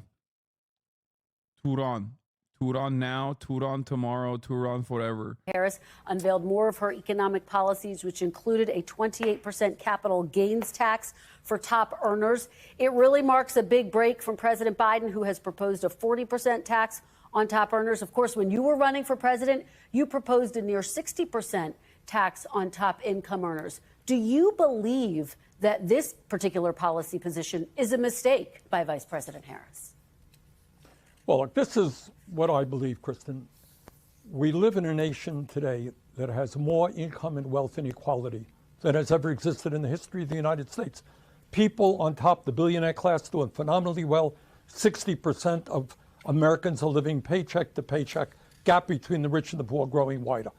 What I believe is that we got to take on the greed of the billionaire class and say, yes, you know what, guys? Well, we got 600,000 people sleeping out on the streets, when people can't afford to send their kids to college. You know what? You are going to start paying your fair share of taxes. So I think dealing with the massive level of income and wealth inequality through a progressive tax system is exactly what we've got to do. So do you believe that 28% is enough, or should she come up? Should she boost that number? I would go higher than that. Look, when you got 3 people on top owning more wealth than the bottom half of American society, and when billionaires pay an effective tax rate lower than truck drivers or nurses, yeah, you could substantially raise taxes on the billionaire class and the people on top. But, Kristen, it's not only the need for real progressive tax reform. What we have got to address is that while there have been important gains economically under President Biden and Vice President Harris, much more needs to be done. People cannot afford the high cost of health care. Elderly people can't afford dental care despite being on Medicare. So I think what the vice president needs is a strong agenda that speaks to working people, that says, you know what? At a time of so much inequality, we are on the side of working families, and we're prepared to take on the big money interests who today have so much political and economic power in our country. Well, let me ask you about some of her ties to big business. Top Silicon Valley companies and big name venture capitalists have reportedly been in close communication with the Harris campaign. I'm talking about Mark Cuban, LinkedIn co-founder Reid Hoffman. From a practical standpoint, a lot of her supporters argue those ties might make sense. She's been accused of being too liberal, for example, by Republicans. Are you concerned at all about the ties to those big names, those top earners? Dude, rich bastards hoarding wealth and complain the economy shit, make it make sense? Oh, I thought you were talking about Bernie for a second. I was like, come on, dude. Well, Kristen, what you're really touching on is maybe the most important issue. And that is whether you're a Democrat, Republican, or independent, you should be concerned about the impact of the disastrous Supreme Court decision on Citizens United that today allows billionaires, whether they're Elon Musk and the Republicans or whether they are Democratic billionaires, to play a very, very outsized role in the political process. Look, you have one vote, the average American has one vote, but billionaires can start a super PAC and put hundreds of millions of dollars, tens of millions of dollars into defeating the people they don't like and supporting the people they do like. That is not democracy. That is oligarchy. And I would hope that every American, regardless of your political persuasion, says we got to get rid of the Citizens United and return to a nation where one person has one vote, and that's democracy, not billionaires buying elections. If your question is, am I concerned about billionaire influence over the Democratic Party? I surely am, just as I am over the Republican Party. Let me zoom out a little bit. You have described Vice President Kamala Harris as a progressive. She has previously supported Medicare for all. Now she does not. She's previously supported a ban on fracking. Now she does not. These, Senator, are ideas that you have campaigned on. Do you think that she is abandoning her progressive ideals? No, I don't think she's abandoning her ideals. I think she's trying to be pragmatic and doing what she thinks is right in order to win the election.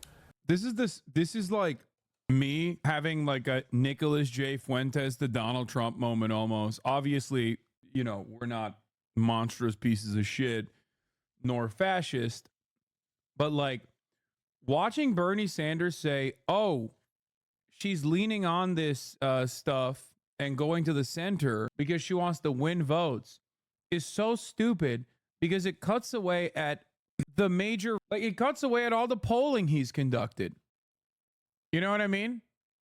Well, oh, okay, so you gotta abandon popular progressive policies. Got it. Like, then why did you run for president? Like, oh no, her principles are there. She just wants to be pragmatic and win elections. Yeah, that's the lie that the Democratic Party tells the fucking liberals who watch media. That's the lie they told about you, Bernie. My own view is slightly different. I think that in America today, there are a lot of people, rural people, working class people, who no longer believe that the United States Congress and government represents their interests, too dominated by big money interests. So I think that there is something wrong personally when we are the only major country on earth not to guarantee health care to all. Like, he shouldn't say the first half of that ever. He should literally be like, or if he's going to say that, he shouldn't use that as like, she's trying to be pragmatic. Okay? He should be like, this is the same exact problem that Democrats who are well-intentioned run into, where they think the broader electorate is actually less popular. I mean, the broader electorate is not genuinely demanding change, and that progressive policies are less popular than they actually are. You don't have to glaze her and be like, oh no, she's progressive, but she's like being pragmatic. Just fucking say like, just say that they're doing the wrong thing. Of our people, despite spending twice as much per capita. That is why I support Medicare for all. She does not. She has another. Not only are you not a piece of shit like Fuentes, you also didn't make the mistake of idolizing Bernie to the point of abandoning your own ideals and analysis. Of course, I would never do that. Approach toward moving toward universal health care. But again, I think on issues like expanding Medicare by expanding Social Security and lifting the cap on taxable income that the rich put in so we can raise Social Security benefits, the need to raise the minimum wage from a starvation 7.25 minimum wage to a living wage. I think if you campaign on those issues, raising taxes on billionaires, you know what? She's going to win, and I think she could win big. Well, let me just ask you then. I don't think you're being fair to Bernie here. His job is to get Kamala elected and spread his economic ideals, and that's the only reason he's on the show. He's not going to disparage Democrats, even if he thinks that, because it counters his goal. No. Then he should never put out polling that shows that popular policies or progressive policies are popular, because that cuts away at the argument that the Democrats are making consistently. That is a direct question about whether or not Kamala Harris has abandoned her fucking principles. The answer to that should be, to openly state what it is. Popular policies, progressive policies are popular.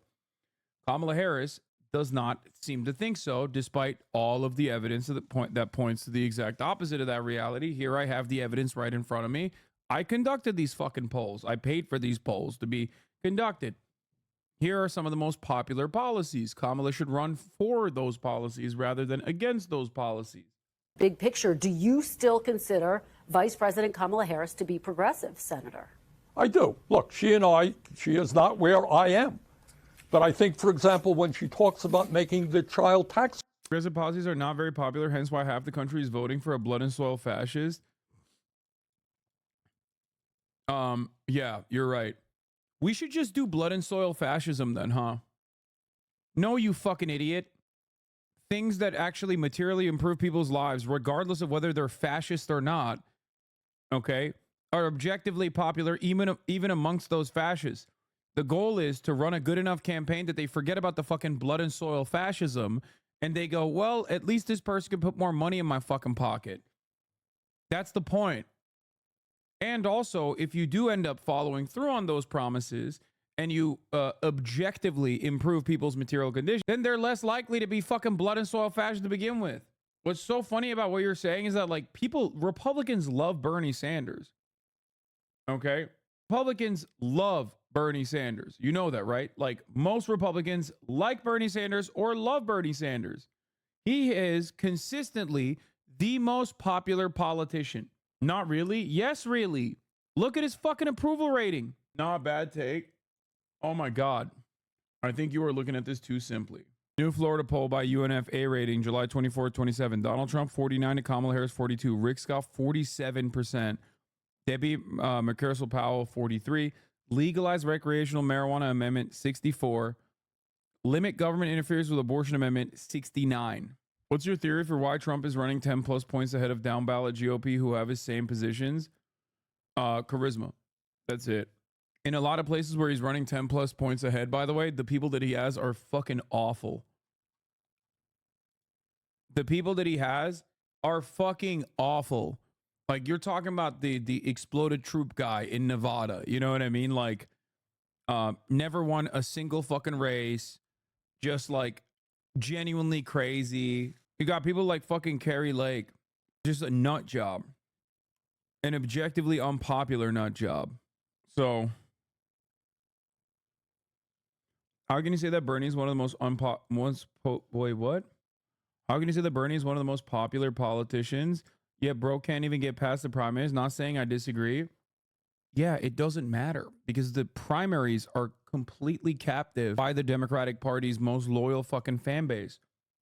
That's it. It's the literal MSNBC watchers that go out and vote in the primaries. How many people do you know that voted in the primaries? I door knocked during the primaries. I'm gonna tell you right now, there were a shit ton of people who were like, I love Bernie. They just didn't even know a primary was happening. I think a lot of you forget, like, the primary process is, first and foremost, the primary process is not like legally bound regardless. Like, the Democratic Party has actually, in the courts, defended their position to be able to put whoever the fuck they want at the top of that ticket by the end of the convention if they want to. That's why we had the superdelegates process too, on top of everything else. But ultimately, and that's why Kamala Harris is currently the fucking presidential candidate and not Joe Biden. Something to consider there, right? Beyond that, I ran the top of the hour ad break already. Please shut the fuck up. When I say Bernie Sanders is consistently one of the most popular politicians, I'm simply talking about his fucking approval rating, chat. Like, it's not, I'm not pulling this out of my fucking asshole. I'm just stating facts. I know that, like, you know, liberals love to shit on Bernie Sanders, but that is the reality. I don't know why you're, like, arguing against that.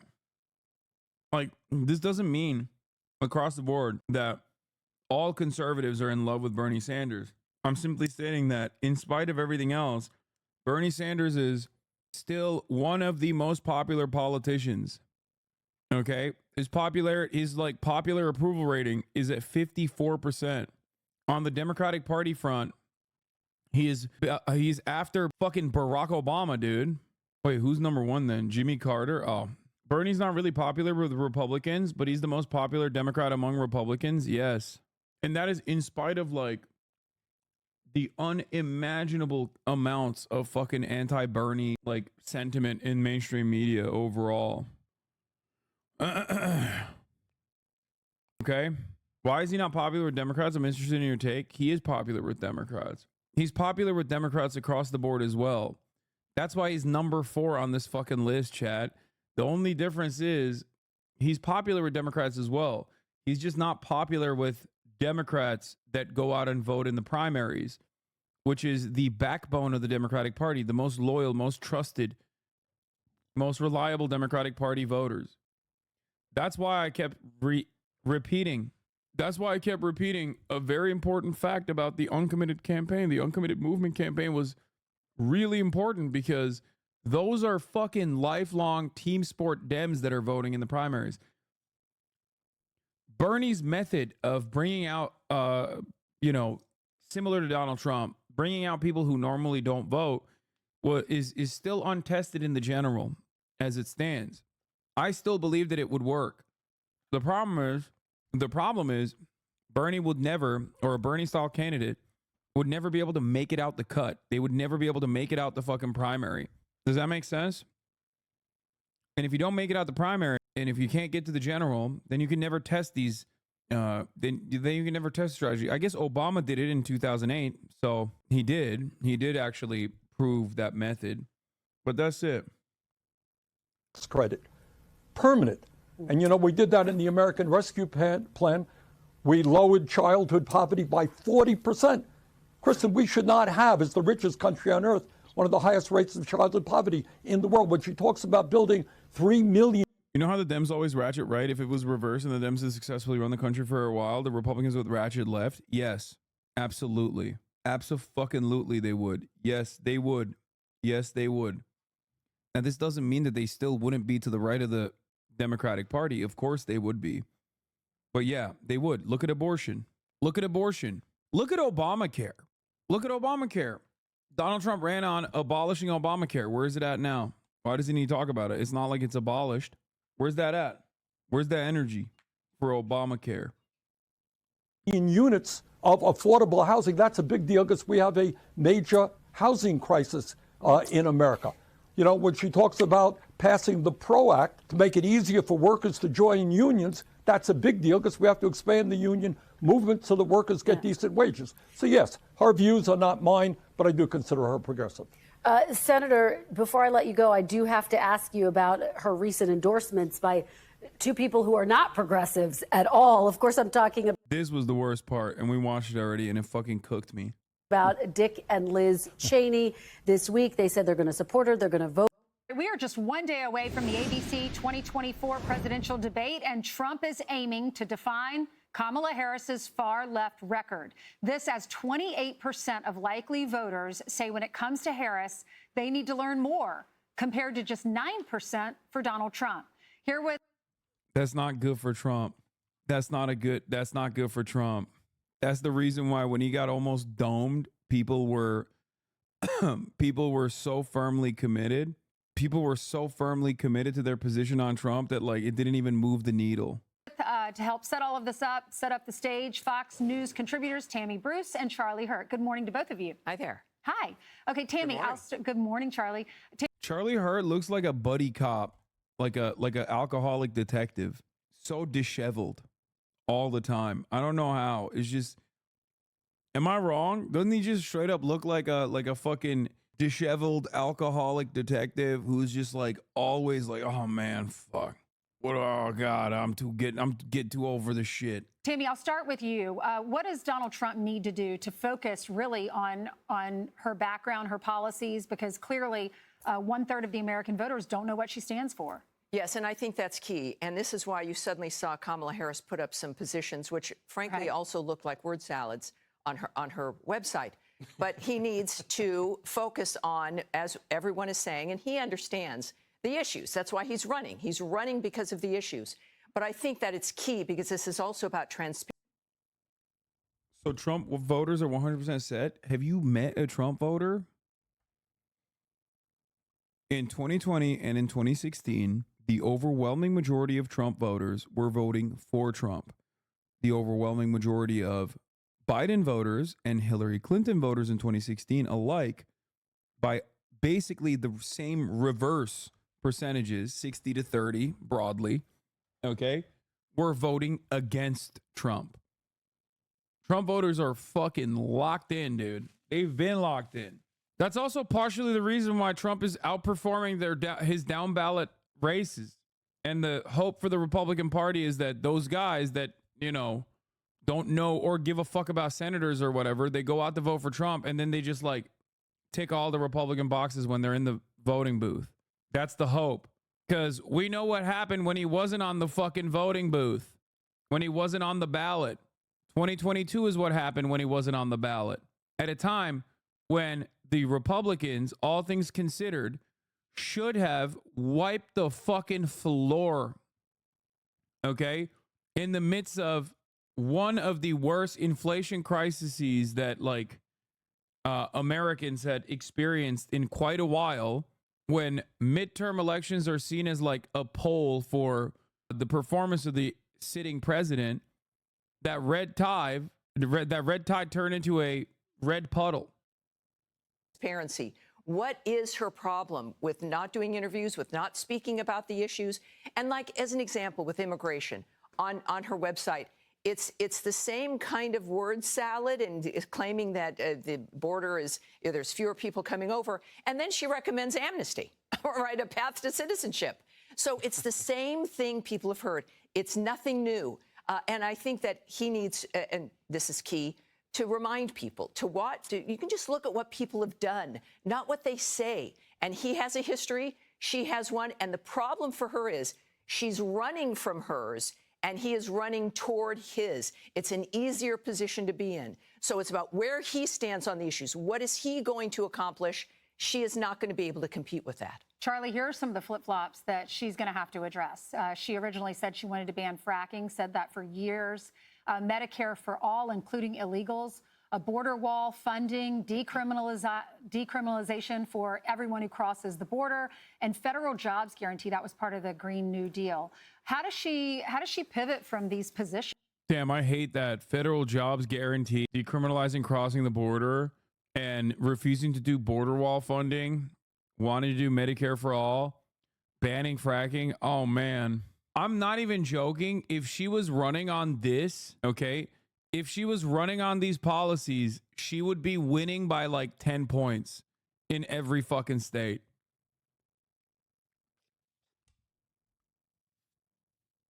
It would require her to also have a little bit more riz that she currently does not have. Negative, she would not. That's my answer. Y'all are running scared, dude. Nah, too many people worry about taxes in the economy. Oh, no, she wouldn't. Older people would hate that. Oh, man, that's crazy that you say that. Because that's the argument that the Democrats used to present about preserving and protecting Social Security. Because Republicans were about cutting Social Security.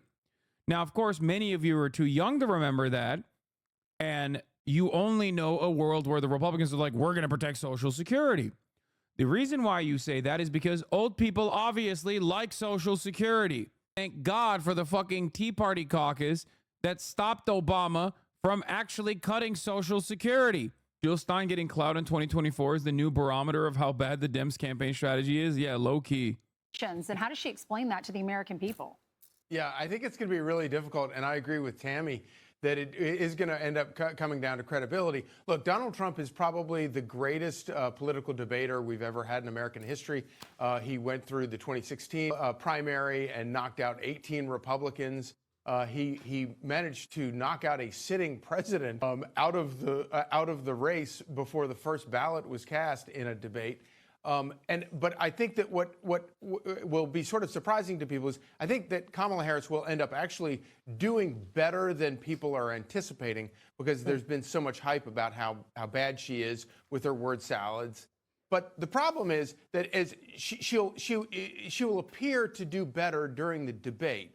But the problem is that you're going to take whatever she says during the debate and compare it to all of those platforms that you just listed that she's already flipped on, and compare the tape from tomorrow night to all the other things that she said in the past. And the problem with that is not only does it suggest that she has no idea where she is on the issues, the problem is that it reveals her willingness to say anything she has to say to get elected, and that goes to the heart of credibility, and nothing defines a politician like credibility, either losing it or having it. And you're Trump right. has the credibility, and she does not. You're right about, I mean, he ran the first time, I'm not a politician, and people like that because he's genuine. Right. We know where he stands. Demonstrate. No, you don't know where he stands. And no, him not being a politician and presenting himself as anti-establishment did work in the first time around, but he was the president for 4 years, you know? Politician flip-flops, right? When they realize the American public doesn't like your old policies. All right, here's Bernie Sanders. This was over the weekend, and he was saying, no, she has not changed. She's still a progressive. She's just doing this to win. Listen to this. I don't think she's abandoning her ideals. I think she's trying to be pragmatic and doing what she thinks is right in order to win the election. Her views are not mine, but I do consider her progressive. All right, Tammy, your reaction. Yes, well, he used the word ideals. She used the word values. And when she used that word values in that interview that she did for 16 minutes, that was a wink and a nod to the left flank. That was what I just said. Don't listen to what I say. Watch what I do. We were also told by this team that they were going to be the uniters, that they were going to bring things back to normal.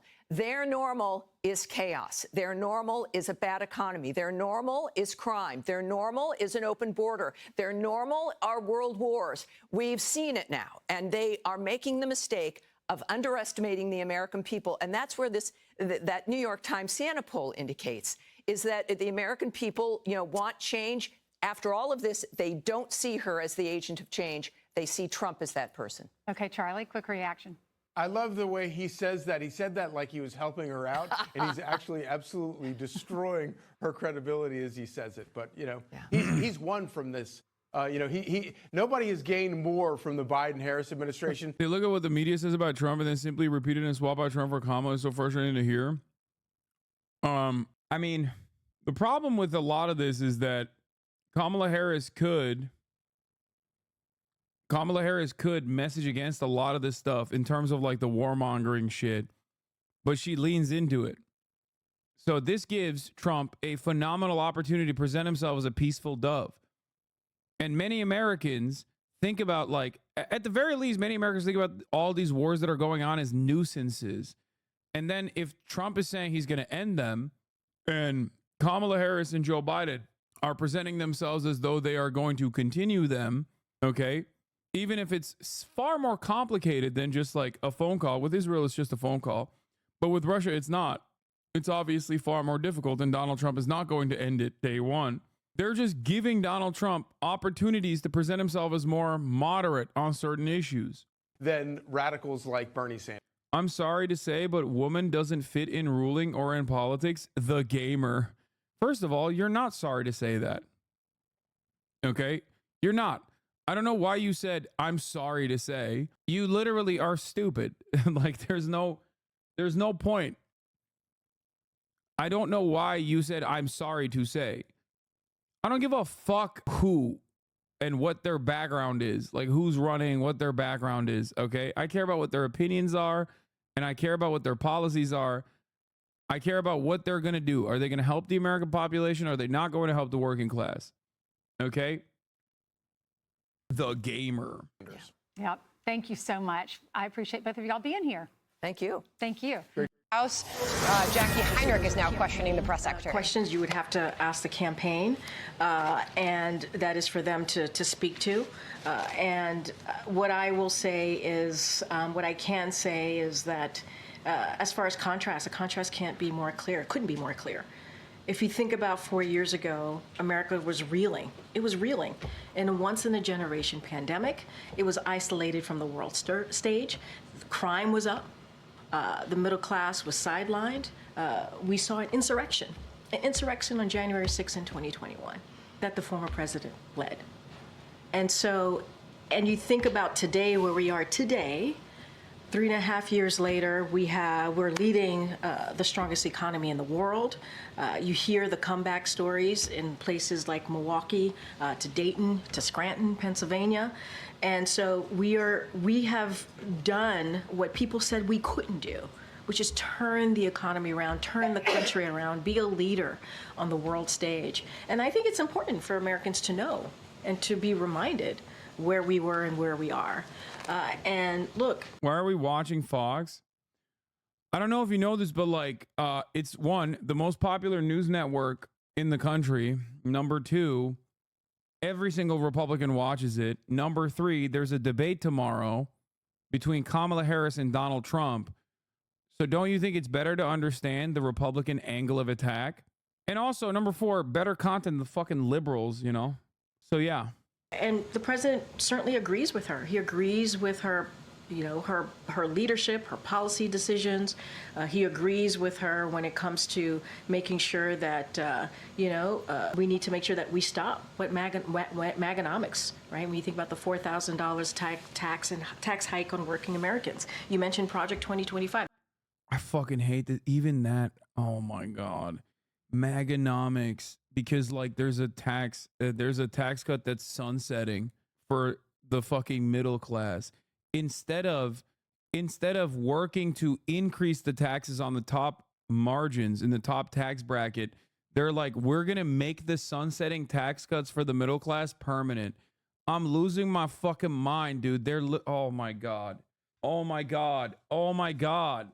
No, she's talking about the tax cuts. And Donald Trump pushed for tax cuts in his massive, like Reagan-style tax cuts for the wealthy and corporations, lowering the corporate tax rate, lowering the top tax brackets marginal tax rate. Okay. He also, obviously, as one does, gave breadcrumbs to the working class. Okay. She's also talking about the tariffs, but Joe Biden said he was going to do tariffs as well. That's something Republicans support, is a radical idea, a radical policy agenda that's going to do more harm to the American people. Trump has repeatedly disavowed it, distanced himself from it. I mean, and I said Republicans. That's something that Republicans support. So this is not anymore being cast as something that Trump embraces? You just get that straight. I mean, look, you asked me a couple things. You asked me about the contrast, why she continues to make the contrast. You have to talk to the campaign on her strategy and how they're moving forward. I laid out for you the contrast could not be more clear. Dude, the idea that like Donald Trump is not pro Project 2025 is so fucking stupid. It's even dumber than like singling out Project 2025 as a unique thing for the Republican Party when it's not. It's just the Republican Party. What the fuck are we doing? Like, Project 2025 has already been implemented, okay? It's just an extension of like previous Republican Party projects that have been going on for decades at this point. I mean, it's fine to use it as like a tool to make people focus on what the Republicans want to do, but like there is no difference. There's no difference between Project 2025 and what the Republican Party has been doing since Reagan, okay? Where we were when we walked into. No, I know the name recognition is powerful. That's why I get really mad. That's why I get really mad when the fucking Republicans are like, oh, well, Trump disavowed it. It's like, shut the fuck up, dude. Oh, Trump disavowed it. Yeah, all of a sudden the Heritage Foundation is not one of the most important think tanks. One of the most important fucking think tanks for the Republican project across the board. Like, Are we adults or are we just like going to behave like fucking children? Do you not have any object permanence? The fuck's wrong with you? To this administration, when the president walked in to the administration where we are today. And that's because of this leadership of this administration, the Biden-Harris administration. Project 25 is something that Republicans, not going to speak to the president, the former president on this, but that Republicans are pushing. It's a radical idea. We're talking about... Like J.D. Vance is directly in the ass cheeks of the dudes who wrote it. It's a fucking Heritage Foundation. What are we talking about, man? It's more Republican Party than like random Republican politicians are. I care more about what the Heritage Foundation is presenting as the future for the Republican Party than whatever the fuck every Republican says. Every single Republican that is currently in office could be like, I hate the Project 2025. I don't know what that is. I never learned about it, and I still wouldn't give a shit. Okay? That's the Heritage Foundation. They write the fucking policies. What are we talking about? And with respect to Project 2025, while a lot of people have paid attention to it as a direct consequence of independent content creators, by the way, I don't know why we even consider this shit. Like, I don't know why we consider what Republicans are saying and don't look at what Republicans have done. 3 Supreme Court appointments. Every single one said they wouldn't overturn Roe v. Wade. What did they do? They overturned Roe v. Wade. Who gives a fuck what they say? How can you take anything they say at face value? That's why the Heritage Foundation is more important than anything else, because they openly signal what they are going to do. Then it opens up Dems for an attack on their inaction. They're playing scared. Like, there's never a moment where I'm like, man, I'm going to take what a Republican politician or any politician really says at face value. That's why when people were like really hopped up on the Kamala train, when people were just like going off the coconut tree, going Mamala now, Mamala forever, I kept repeating like, I haven't seen enough yet. I don't know. We'll see what happens. We'll see what happens. There's some promising movements in the direction of responding to public pressure here from the Democratic Party that is unprecedented.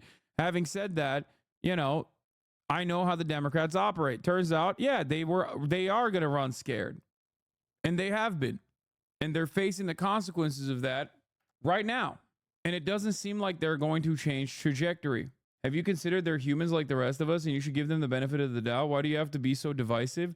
You think politicians are humans like the rest of us? 19-month subscriber, he's memeing. There's no way. There's no way that you're being for real. I don't believe that. That's a good bait though, chatter. More radical abortion bans, cuts to law enforcement, cuts to education, repealing Affordable Care Act, and repealing the Inflation Reduction Act, which, by the way, beats Big Pharma, which is something that many elected officials tried to do and couldn't get done. The Biden-Harris administration tried to get it done. That's what I can speak to, and that's just a reality. That's what's in that agenda. That's what Republicans are pushing, and that's what I can lay out for you. To the campaign, but the campaign's not holding regular briefings. They don't have a forum, a Q&A forum like we have here, and you're the spokesperson for the Biden-Harris administration. I just answered your question on why the contrast could be more clear. I just answered your question. It's crazy to me that the Democrats are literally like, no, you don't understand. The Republicans want to defund the police. You don't understand. The Republicans don't care about the American military being powerful. It's like, these are concepts that are spiritually right-wing, okay? Ideologically right-wing, spiritually right-wing. The right has always owned these policies, okay? You will not be able to shake the way that the broader American electorate analyzes these policies. They're always going to, like, no one is going to the Democratic Party because they are going to be the real funders of the police, okay? If people have this attitude where they're like, oh, we need to give more money to the fucking police, then they're not gonna be like, and I'm voting for the Democrats for that reason. If anything, you're maybe running defense. Some people might be fearful that the Democrats are not doing enough for the police, and that might be a cause for concern, but you're trying to give them assurances. But overall, no one is like, oh, I'm voting for the Democrats because they're the pro-police, pro-military, pro-patriotic party. That's not a thing, because the people that have those mindsets are reactionary, okay? And there is a much better, sexier alternative for them. The party that has been reactionary historically in their entire lifetime, okay? Oh, this is why I always say tacking to the right on immigration is such an idiotic fucking thing. I've been saying it since Joe Biden unveiled his, like, massive right-wing proposal, his massive right-wing border bill, where I was like, this is the dumbest fucking thing you could possibly do. What an idiotic thing. It's both bad politics and bad policy. How fucking stupid. How stupid can you get? You just destroyed any avenue of attack you could in terms of like saying how you're different than the Republicans on this issue. And not only did you do that, but you did that by capitulating the right-wing framing that like immigrants constitute a national security threat. Oh, historically bad. Question about Project 25 and what it's trying to do and what Republicans are supporting. I just laid that out. I don't think it was the question I asked, but I do appreciate the answer. No, you asked me why the vice president's campaign, the Harris campaign, is not doing X, Y, and Z. I said to you, you gotta talk to the vice president's campaign, and that is, there's the hat check. I gotta be mindful to that. You know that. That is, I can't answer that question. How about I try one different way? But I can talk to contrast. You asked me about contrast, and I just laid it out. Thank you. I appreciate that. Does President Biden define Vice President Harris as a progressive Democrat? Look, the vice president has been a critical partner to this president. All you got to do is look at the record and what we have been able to do in the past 3.5 years, the Biden-Harris administration has been able to do. You think about the economy, you think about health care, and you think about these really important generation-changing legislation that are now laws, obviously. I just talked about beating Big Pharma. That's important. That was the Inflation Reduction Act that only Democrats voted for. Now Republicans want to repeal. They want to take that away. Taking away lowering costs for the American people. And so... come on, go ahead. Be like, that was Trump's policy. Come on, Fox News. What are you doing? Say that that's Trump's policy. Come on, go ahead. To be clear, lowering costs on medical care and pharmaceutical drugs and also energy bills, right? That's two really big part of the Inflation Reduction Act. The president is not going to be labeling the vice president. She has her policies that he's in line with. A couple of things that I'm always frustrated with, by the way, with like tacking to the center or the right for the Democrats is like, a lot of people talk about like wanting to win, okay, and gaining a defensive posture in every fucking 4-year cycle. They're like, oh, the Democrats have to do this because they want to win, because they want to stop a Republican from gaining office. And then they tack to the right. And it's like, the question for you is, do you want that? Do you want a right-wing Democratic Party to run the country? Do you want the Democratic Party, which is supposed to be the other party in our duopoly that is at least somewhat different than the Republican Party, to be closer to the Republican Party's positions 4 years prior? Why did you vote for Joe Biden then? You should have just directly voted for Donald Trump. Do you not understand that? Do you not understand how frustrating this is? That I have to play this song and dance every fucking election cycle as an actual leftist with no real representation in Congress? It's so fucking frustrating. It's especially frustrating because it's not like my worldview is unpopular across the board. You know, it's not. A lot of the policies that I would be championing are not like full-blown communism, socialism whatsoever. These are moderately increasing socialization in this country, moderately moving in the direction of a social democracy. Okay? I'm on board with that because that would genuinely do harm reduction. And when I advocate for these sorts of things that are unimaginably beneficial for the middle class, okay, the Democrats point to absolutely nothing and just simply say, no, they're not popular. You don't understand. We got to win these Republicans over to our side. It's like, no, they're voting for the Republicans already. I saw Hassan selling fent under the passageway on Boulevard Avenue. Yeah, things have taken a dire turn in my career, where I have to basically sell fentanyl under the passageway on Boulevard Avenue. What is a Boulevard Avenue? I don't know, but yeah. That she has put forth in the past week or so. He supports her. He believes in her leadership, and that's what I can share with you.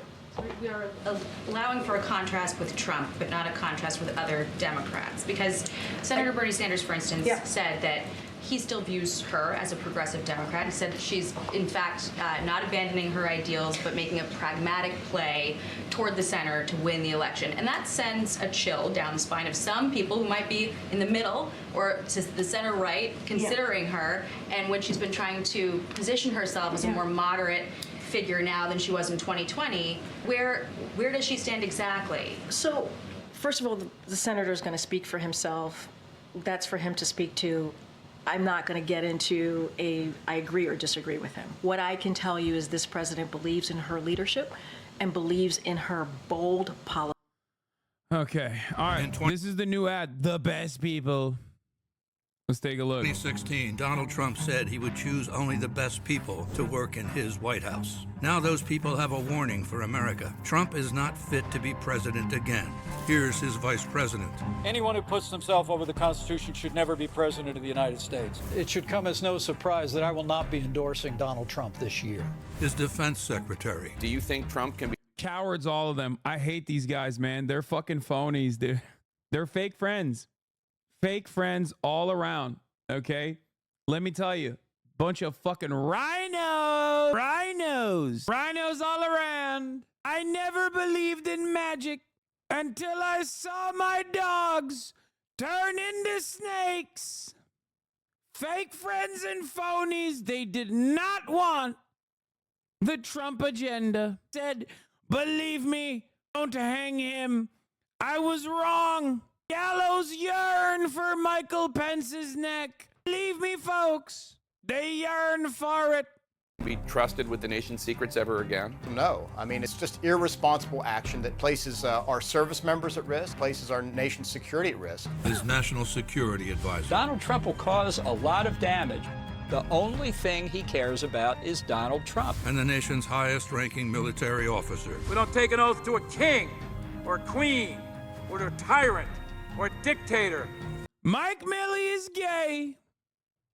Maoist Mike Milley. Maoist Mike Milley, a homosexual man, made the military woke and gay. We don't take an oath to a wannabe dictator. Take it from the people who knew him best. Donald Trump is a His name is Mark. No, it's not. It's Mike now.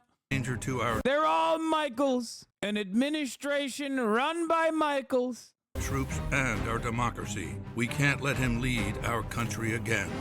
I'm Kamala Harris, and I approve this message. I've never voted for a Democrat. Wow. And I'm not kidding. These people, I think this is the reverse, like, center-right grift. You know how, like, motherfuckers will hit the right-wing grift? In liberal media, this is the other version of that. Like, online... everybody goes right wing, like, you know, pedophile accusations, right wing. Okay. Credible sexual assault allegations, go right wing. Career falling off the fucking map, go right wing. Hit that button, immediately start talking about like trans people or whatever the fuck. And I think the version of that in liberal media where like the priorities are a little bit different is just doing like subtle liberal politics. Okay. Slam the liberalism button a little bit in mainstream media alone. Because, like, Liz Cheney's never getting prominence ever again. She's fucking done. Okay? She's done. But god damn, MSNBC and CNN absolutely love, like, the worst demons. The moment that they're like, listen, I have not stopped any of my demon attitudes, my demonic policies. I'm still a giant piece of shit. But this giant piece of shit's voting for Kamala Harris. They're like, oh, I love that. They did this with JD Vance. They did this with JD Vance too. They hyped him up, put him on a pedestal, gave him national prominence, and look where that got the Democrats. You know what I mean? The single best thing to do is be a Republican your entire career, then pivot to the MSNBC lib grift. Best of both worlds. Easy as fuck to rise up in the Republican Party. Then you get to retire with lib bucks and get redeemed social cred. Win-win for sociopaths. I don't know. Will you turn right wing if your channel fails? Well, considering that my channel was nothing back in the day and I was broke as fuck and I was still exactly the same person with exactly the same values, I don't consider that happening anytime soon. I mean, we saw an example of this also with October 7, post-October 7. This community literally went from having consistently 30,000 people in it to 20,000 people. That's a massive. That's 1/3 of the fucking entire community leaving. Okay, leaving in goddamn droves. Did that cause me to pivot right? No. I'm a stubborn fucking piece of shit. Okay, but the difference is I'm your stubborn piece of shit. Now the thing I want to talk about that I regularly used to talk about, but I've forgotten to bring up frequently, is that half of the now like established liberal commentators on CNN and MSNBC are like former fucking Bush officials. Okay, like this is something that we just never really discuss.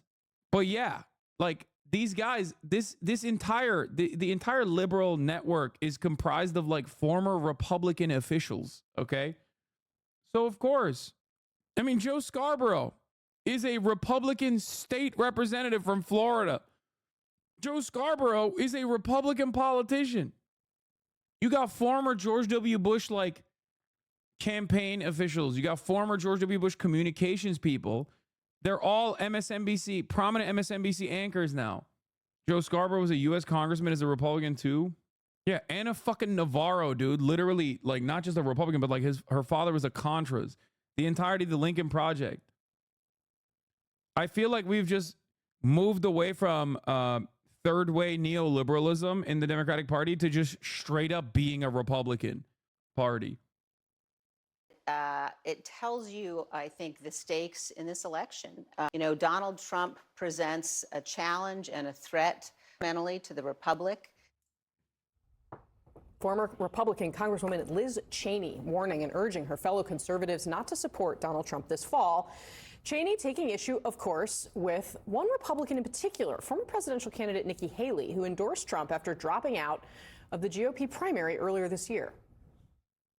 I can't understand her position on this in any kind of a principled way. I think that, the things that she said, that she made clear when she was running in the primary, those things are true. And again, those of us who are conservative, those of us who believe in fidelity to the Constitution, have a responsibility and have a duty to recognize this is not about partisan politics. And the country is going to need to rebuild true conservative movement when we're through this election cycle. Haley defending her support of the former president this weekend. I've always said, look, if I thought Biden or Trump were great candidates, I wouldn't have run for president. I ran because I thought I could do a better job. You don't think he's a good candidate? I think he is the Republican nominee. The reality is she has a record. Mm-hmm. The administration has a record. Trump has a record. And so neither are perfect. Neither are ideal. So let's talk about the policies then. So, Dana, we touched briefly on Dick Cheney, and I want to dig into that as well, because he, in some ways, him saying he's going to vote for Kamala Harris, certainly we knew Liz Cheney was not going to vote for Donald Trump. But this back and forth between Haley and Cheney, I mean, Cheney obviously made a decision to make this something that was so central to her that she couldn't possibly remain part of the party. And she's looking at what Nikki Haley did, and Haley clearly has made a different calculation for her own political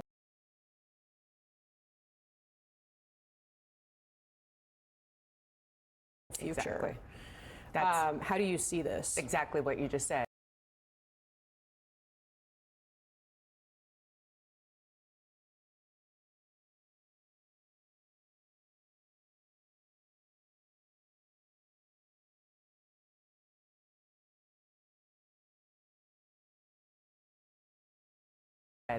Liz Cheney, you can tell me if I'm wrong, there's no future for Liz Cheney in this Republican Party anymore, which again is just stunning to me that I could say that about a Cheney covering politics in this town for as long as I have. Nikki Haley is a young woman. She is somebody who does hope that there is a future for her. She did better. Yeah, you admitted it. Thank you. That's the whole point. Yeah, there's no future for Liz Cheney, so that's why she's doing the grift. Damn, this guy's good.